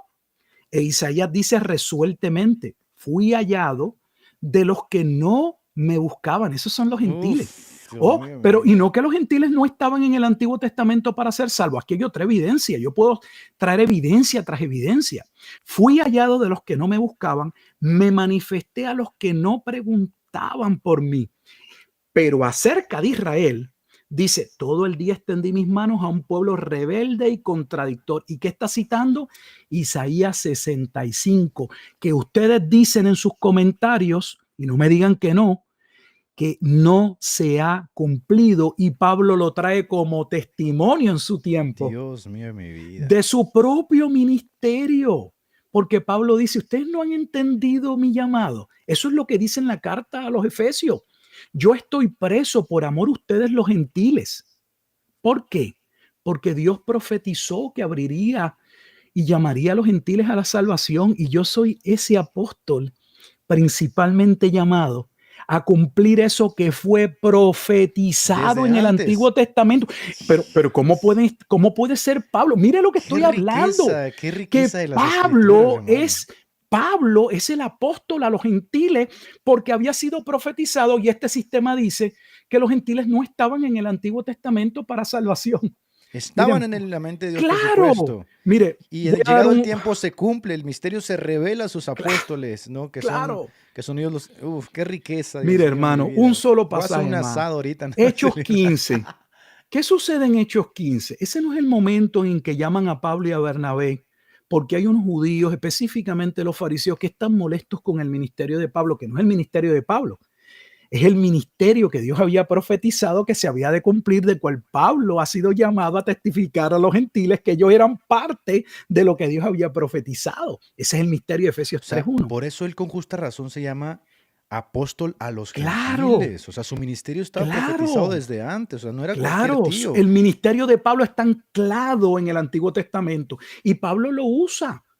Pablo dice, yo fui llamado por esta causa. Es nuestro apóstol, ese tremendo. Oh, O no, sea, no, incluso hermano. la Iglesia Católica, si tuviera que arrogarse un apóstol, tendría que haber sido Pablo, el apóstol a los Eso es gentiles. así. ¡Qué Y ni lo locura, entienden. Dios Y ni mío lo de mi vida! entienden. Están años luz de entenderlo. Ay, Señor bendito. Hermano, otra pregunta que me dijeron que le Sí. hiciera. Jesús reprende una higuera que no tiene fruto. Esa higuera dice en Israel, pero ya la higuera va a reverdecer. Reverdeció en 1948, la profecía se cumplió. ¿Qué tenemos que decir de eso? Mire, el Antiguo Testamento lo que especificaba es que cuando viniera el Mesías se iba a encontrar una higuera en su etapa inicial donde parece que va a dar fruto, pero no va a dar fruto, y el pasaje no está hablando de que iba a reverdecer, el pasaje lo que está hablando es del juicio que vendría. Es todo lo contrario. Está hablando de las razones por las cuales Jesucristo juzgaría a la higuera, porque no encontraría fruto. De hecho, yo no sé qué es lo que, con toda honestidad, qué es lo que nos cuesta trabajo entender, porque la última semana del ministerio de Jesucristo, miren lo que voy a decir, lo voy a decir categórico y no creo equivocarme. La última semana de Jesucristo, voy a tomar la carta, el Evangelio de Mateo, desde el capítulo 21 hasta el capítulo 26, que principalmente nuestros comentaristas nos dicen que el tema principal es que Jesucristo iba a resucitar. O sea, ese tiempo de dificultad donde es cierto, Jesús, la Escritura dice que en esos últimos días, con toda claridad, le habló a sus discípulos de que él iba a enfrentar situaciones, de que él sería apresado, de que lo iban a condenar a muerte, que de hecho iba a morir y que iba a resucitar. Pero el tema principal, estúdienlo, no es la resurrección, está ahí, es el juicio contra Jerusalén. Mateo 21 inicia con Zacarías 9. Jesús entrando en un pollino y el cumplimiento del juicio. Jesús llorando al ver a Jerusalén y saber que Jerusalén sería destruida. ¿Cómo termina el capítulo 21 con la parábola de los labradores malvados? Se han adueñado de la viña es Israel, Isaías 5. No han dado fruto. ¿Y qué sucedería? Serían destruidos. ¿Por qué? Porque habían chocado en la piedra de tropiezo, que sería piedra de salvación, como dice Pedro en Primera de Pedro, capítulo 2. Cristo es piedra de salvación, pero piedra de tropiezo. Y ustedes para ustedes Cristo va a ser piedra de tropiezo. Y dice la Escritura que ellos no entendieron. Entramos a Mateo 22 y ¿qué tenemos? La parábola fiestas de boda. ¿Y qué es la fiesta de boda? El anuncio del nuevo pacto. ¿Cómo que del nuevo pacto? Sí, porque los pactos son establecidos como pactos maritales. Y se les ha dicho que viene el Mesías. Por eso que Juan le llama, yo soy el amigo del esposo. Cristo es el esposo que viene a entrar en un pacto marital con el pueblo que viene a salvar. ¿Y qué sucede? Les dicen, todo está preparado, vengan, se excusan. ¿Y qué hizo el padre del hijo? Mandó a quemar la ciudad, la destruyó. Todo el tiempo se está anunciando la destrucción de Jerusalén. Vamos al capítulo 23. ¿Y qué es el capítulo 23 de Mateo? Los 7 juicios ayes contra quién, contra los escribas y fariseos, diciéndole, ustedes son esa generación perversa, maligna, hijos de la serpiente. ¿Dónde está ese vocabulario? Cántico profético de Moisés, Deuteronomio capítulo 32. ¿Y qué profetiza Jesús? Esta generación no pasará, será destruida, porque ustedes son culpables de la muerte desde Abel hasta Berequías, hasta Zacarías, hijo de Berequías. Vamos al capítulo 24 y se habla de la destrucción de Jerusalén. Al final, en el capítulo 26, Jesús le dice a los que lo juzgan, ustedes me están juzgando, pero ustedes que me juzgan serán juzgados, porque ustedes verán la venida del Hijo del Hombre en las nubes. De hecho, ese es el momento en el que el sumo sacerdote realmente se rasga sus vestiduras. Es correcto. Porque él le pregunta a Jesús, oye, ya, háblanos claro, ¿eres tú el Mesías? ¿Eres tú el Hijo de Dios? Jesús le dice, tú lo has dicho. Y desde ahora veréis al Hijo del Hombre viniendo en las nubes. Ese no es el testimonio que da el primer mártir de la Escritura en Hechos capítulo 7, Esteban. ¿Qué Esteban dice antes que lo apedreen? Que ha visto al Veo al Hijo Hijo del del Hombre viniendo en las nubes. En otras palabras, su juicio se acerca. Entonces ese juicio no ocurrió.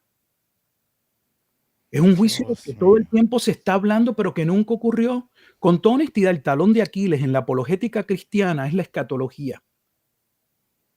Se ha relegado la escatología porque, bueno, no la estudiemos, nadie sabe, es una cuestión futura, es de los últimos tiempos, pero todo lo que estamos hablando, de hecho, este programa está ligado a la escatología. No se puede separar lo que estamos hablando, ni desde el punto de vista del judaísmo, ni del cristianismo, de los aspectos escatológicos.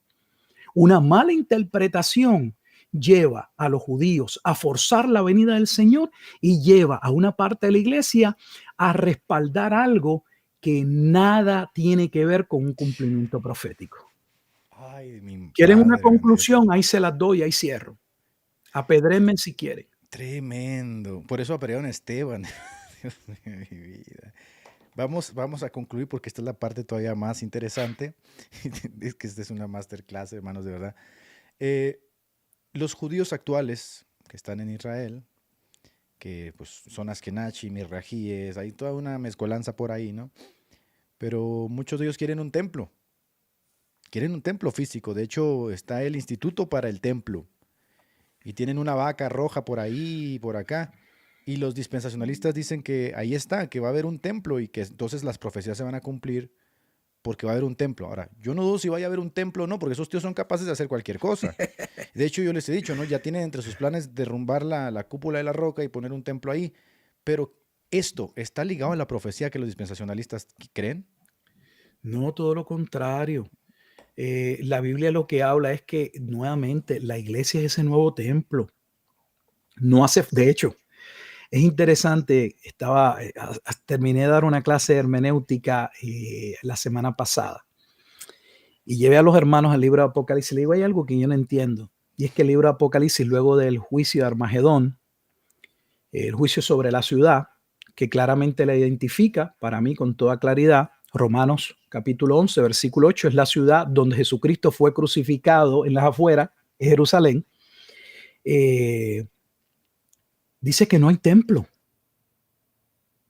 Ellos quieren ver un templo donde Apocalipsis 21 dice que no hay templo, porque no hay necesidad de templo. Pero pastor, ellos dicen que el anticristo se tiene que sentar en el templo.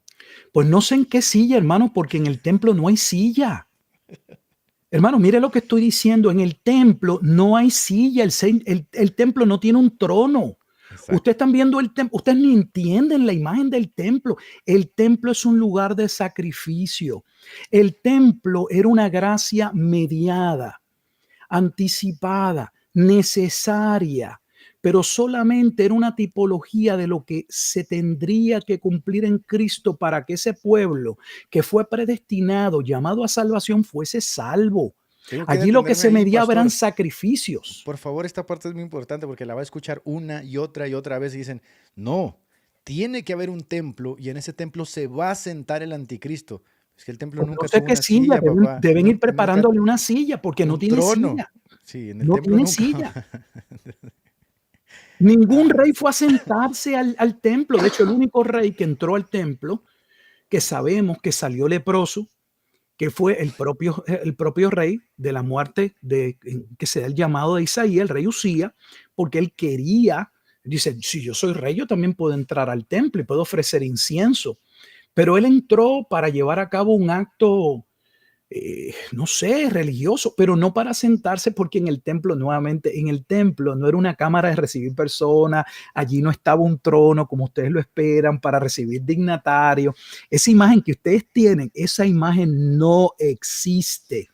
De hecho, todo lo contrario, había un atrio externo o diferentes atrios que representaban exactamente, aquí nadie puede entrar, lo más que puedes acercarte es aquí, un atrio para las mujeres, el atrio de los gentiles. Y había un muro de los gentiles, ¿no? Claro, porque no podían entrar. Entonces, si allí nadie puede entrar, ¿qué tendría sentarse dentro de un templo que no tiene silla? De verdad que... Acá está Jairo. Jairo es dispensacionalista y dice que pues estamos equivocados porque el texto dice que se sentará en el templo de Dios, haciéndose pasar pero por de Dios. nuevo, porque no es literal lo que está diciendo al sentarse, es que va a tomar primacía, es que va a estar por encima, va a reclamar autoridad.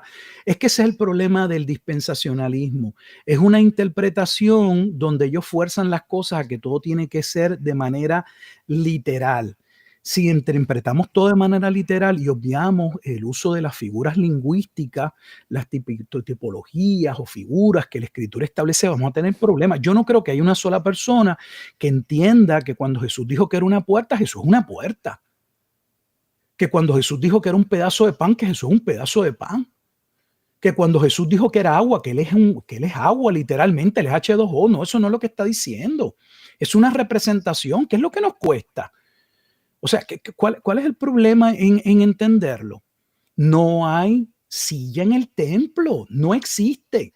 De hecho, vayan, busquen la literatura que crean. Mire, si quieren, le puedo recomendar un libro, El Templo, se titula así, está en español. Busquen ese libro.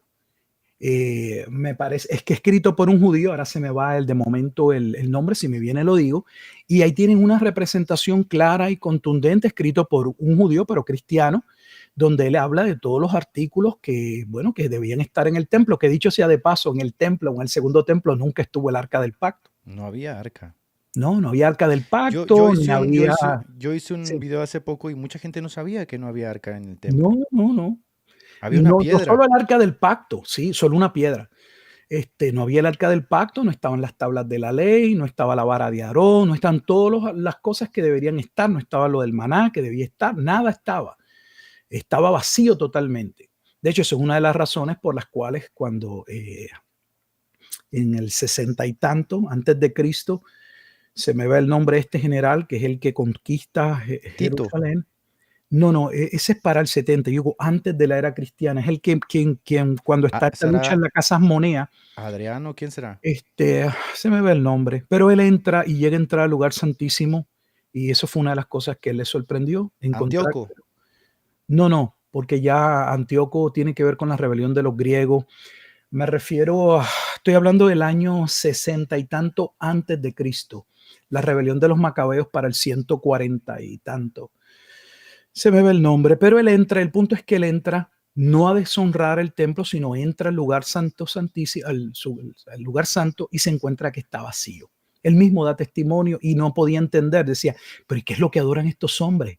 Alfred Edersheim, ese es el lugar, ese es el libro. De hecho, Gracias, es un Juan. gran escritor, gracias. Qué interesante eso que acaba de decir usted, Pastor Fat. Quiero retomarlo porque los padres prenicenos, Lactancio cuenta algo muy similar, ¿no?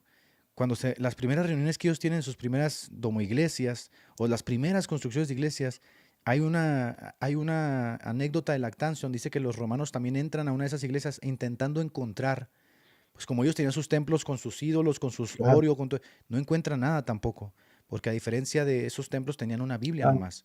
Entonces parece similar a lo que pasó con ese señor que entra al templo también, no dice, ¿y estos tíos que adoran? No hay nada. Sí, imagínate entrar al lugar santísimo, la parte más importante del templo de un pueblo, de una nación, y encontrarse que está vacío. Estos individuos deben ser unos locos, que fue básicamente lo que muchos de ellos lamentablemente concluyeron, y no creo que estaban de todo mal. Pastor, vamos a cerrar este live. La verdad es que yo disfruto mucho cuando viene. Yo siempre digo, es una persona muy ocupada. La verdad es que yo no quiero ser impropio, estar molestándolo o algo, pero a nosotros nos encanta que venga por acá. Ya estamos 2100 personas conectadas.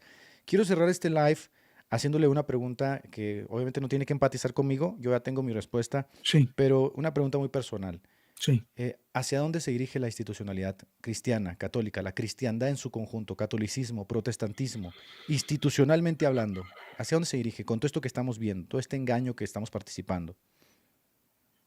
Wow, es una excelente pregunta. Yo lamentablemente, hermano, no puedo ser categórico, solo puedo dar mi opinión. No puedo citar la escritura para esto, pero creo que hemos sido infiltrados en tanto el catolicismo romano como las iglesias evangélicas normales. Y dentro de mi visión de Apocalipsis, donde yo entiendo que hay una parte del juicio que correspondía a Jerusalén y sucedió, pero hay otra parte que no ha sucedido, que es la que nunca se habla. La parte más importante para mí dentro de mi entendimiento del libro Apocalipsis es lo que va a suceder o lo que sucede cuando llegue el tiempo de Gog y Magog.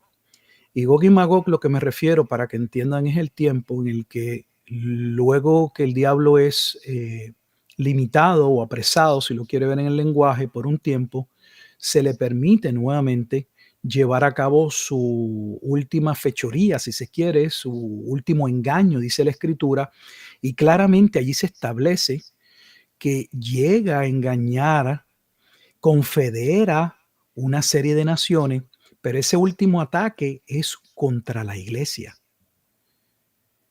Eh, si ese ataque contra la iglesia tiene que ver con un engaño en el que parte de esa iglesia cae, de la cual al final cuando va a su último ataque es librada por Dios, yo no lo sé. Pero yo veo un engaño, lo veo claramente. Hay libros en los seminarios. Yo he pasado, hermano, por 5 seminarios, no porque he estado cambiando, sino porque en Puerto Rico los seminarios venían y lamentablemente como venían al tiempo se iban.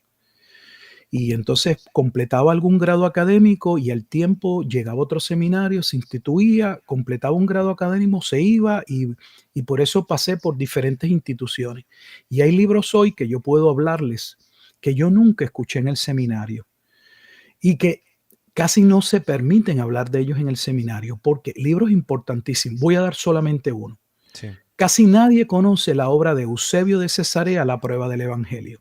¿Sabían ustedes que la obra más importante de discipulado y de apologética de la iglesia la escribe el padre de la historia de la iglesia de los primeros 300 años de historia eclesiástica, Eusebio de Cesarea? La gente solo sabe de historia De eclesiástica. la historia eclesiástica, sí. Pero nada saben de 15 tomos, de los cuales solo se preservan hoy 10 y un extracto del número 15, La prueba del Evangelio.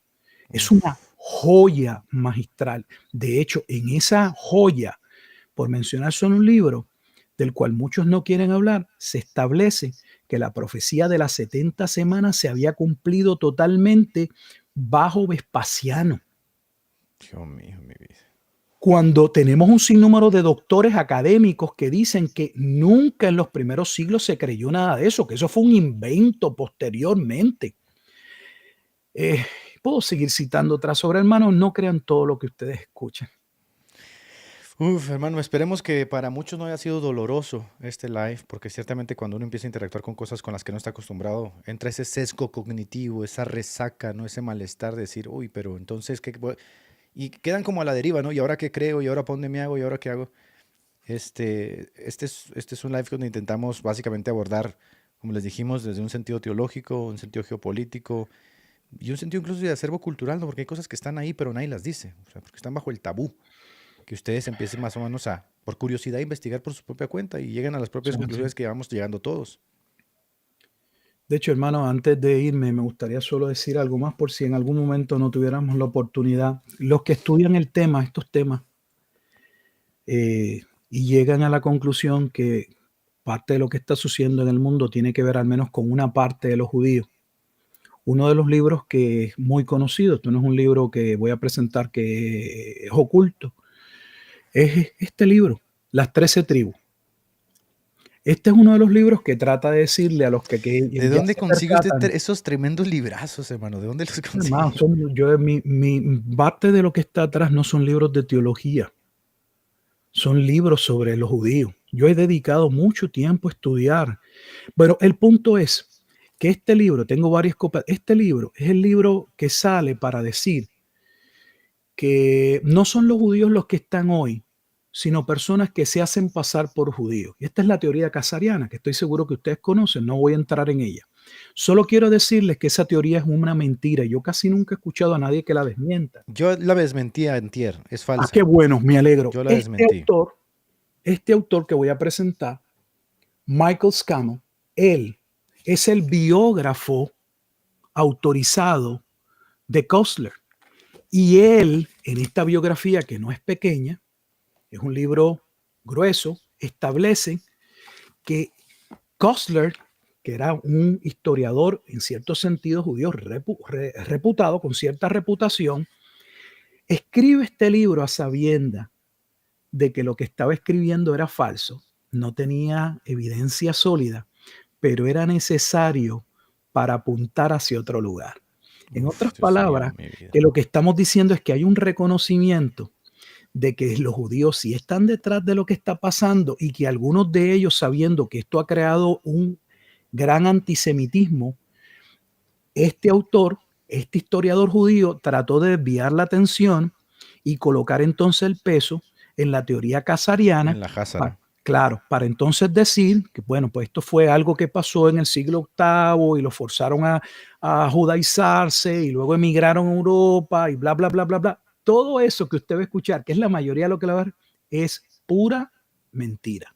Para tratar de maquillar lo que realmente está sucediendo. Claro, Porque porque ciertamente reconocen que sí. o sea, hay semitas que se mezclan en el año 1000, en el ring, con la diáspora, con la Europa del Este, que son la mayoría de los que vemos hoy en Israel. Es verdad eso. Pero no tiene que ver con una conversión en masa que se dio con los turcos, que es la Ujú, teoría que manejan, la ujú, teoría Házara. Estoy entendiendo ujú, bien, ¿verdad? ujú, ujú. Sí, sí. La teoría Hazariana, Házara, Hazara, ujú. sí, la teoría Házara se pone en la mesa como para tratar de quitar la atención de la realidad de Eso lo es que está así. sucediendo con el Estado de Israel. Eso es Eso lo es que, así. lo que está sucediendo. Perfecto, Eso, es eso es así. excelente. Eso es así. Hermano Rufat, de verdad siempre es un placer tenerlo aquí en el canal. De verdad que yo oro por usted para que Dios le dé mucha, mucha valentía y sé que se juega el cuello, ¿no? Y la reputación. Hay personas que tristemente lo van a escrachar después de este video. Yo le pedí disculpas anticipadas. Hay No, es gente una que, bendición, hermano. Usted me ha dado la bendición. ¿Sabe qué bendición me ha dado? Mateo 5. Bienaventurados cuando difamen y digan. Y yo le soy honesto, tristemente, ¿sabe de quién yo recibo las mayores difamaciones? No de personas no cristianas, que es lo triste. De una parte del pueblo que ni tan siquiera evangélico se toma la oportunidad de sacar algún tiempo y hacer aunque sea una mínima investigación para por lo menos entender por qué nosotros hablamos lo que hablamos. de hecho, quiero mostrar este comentario. Mire, por ejemplo, acá, esta es una burla. O sea, dice que Sí, sí, sí. es una burla que porque usted aprende de los judíos. Yo este tipo de comentarios hace mucho tiempo ya no les hago caso, mano, porque yo sé que Ay, hay hermano. gente también dentro de nuestro pueblo que tristemente no tiene las capacidades argumentativas para salir del hoyo o de la caverna de Platón en la que No, se no, no. encuentra.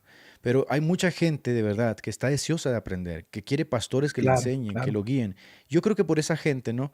Vale la pena a veces sufrir el oprobio, vale la pena Eso ser es así. escrachado y vale mucho la Totalmente. pena porque muchas de esas personas al final de cuentas rompen el ciclo de mentira, rompen el ciclo en el que están envueltas y eso es, y si yo estuviera en ese lugar, a mí me encantaría ser esas personas que, oye, gracias, te doy la mano porque me ayudaste en esta etapa cuando yo estaba confundido.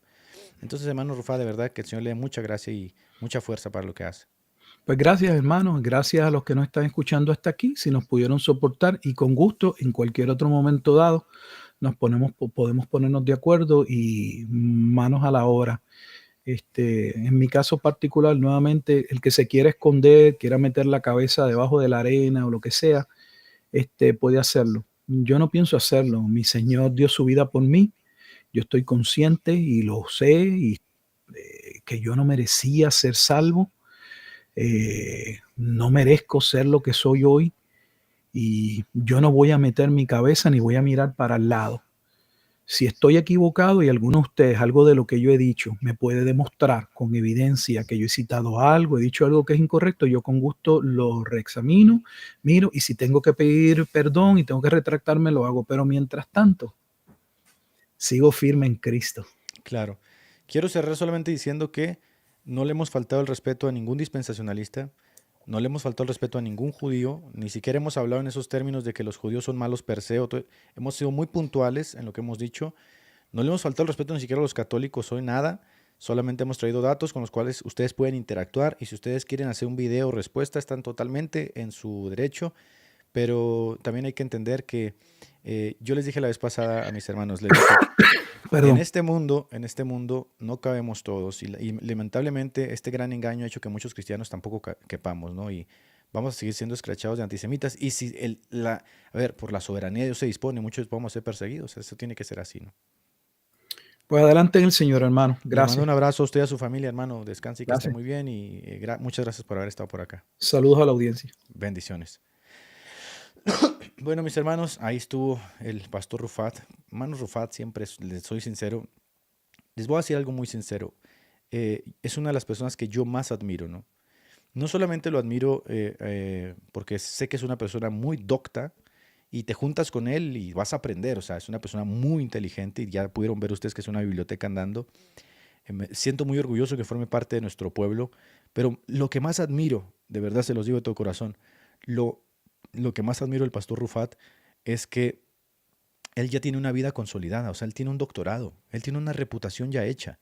Y yo sé que cuando él toca estos temas, él se expone a que a su reputación sea pisoteada y no tiene necesidad. Yo creo que cualquier persona sabia, ¿no? Y convencionalista, buscando ese donaire y ese trato bien de los demás. Simplemente omitiría todos estos temas y diría, me la voy a llevar bien, me quedan unos pocos años de vida, voy a sacarle provecho a mis estudios, pero es una persona muy valiente. Y la verdad, para mí, que soy joven, me considero joven, pues, todavía no llego ni a los 40. Para mí, pastores como estos, Dios nos diera muchísimos más, ¿no? Entonces, bueno, hermanos, espero que hayan disfrutado este live. La verdad es que yo lo disfruté muchísimo y se los digo siempre.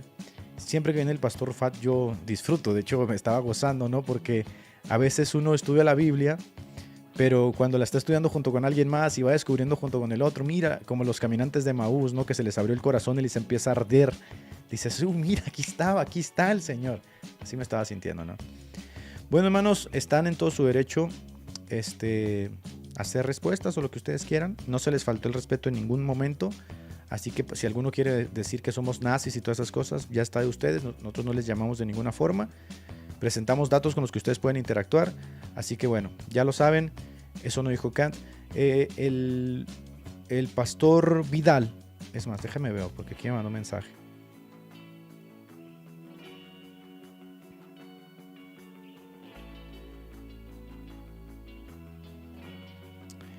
El hermano Vidal dice que está checando su agenda, pero me acepta la invitación. Me acepta la invitación a venir al canal.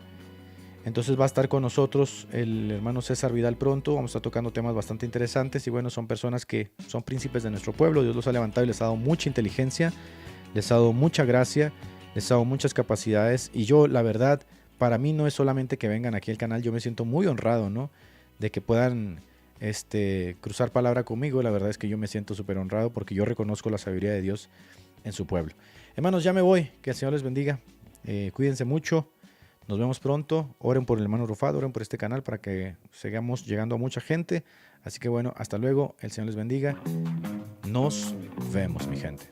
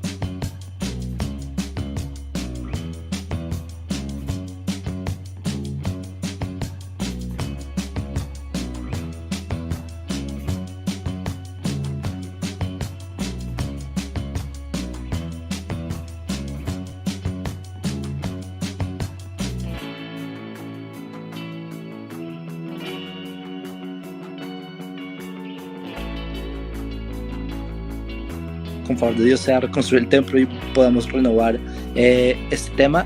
Y vale la pena recalcar que hay sabios de Israel, todas las generaciones, que dijeron que en el tercer templo los sacrificios van a ser vegetales.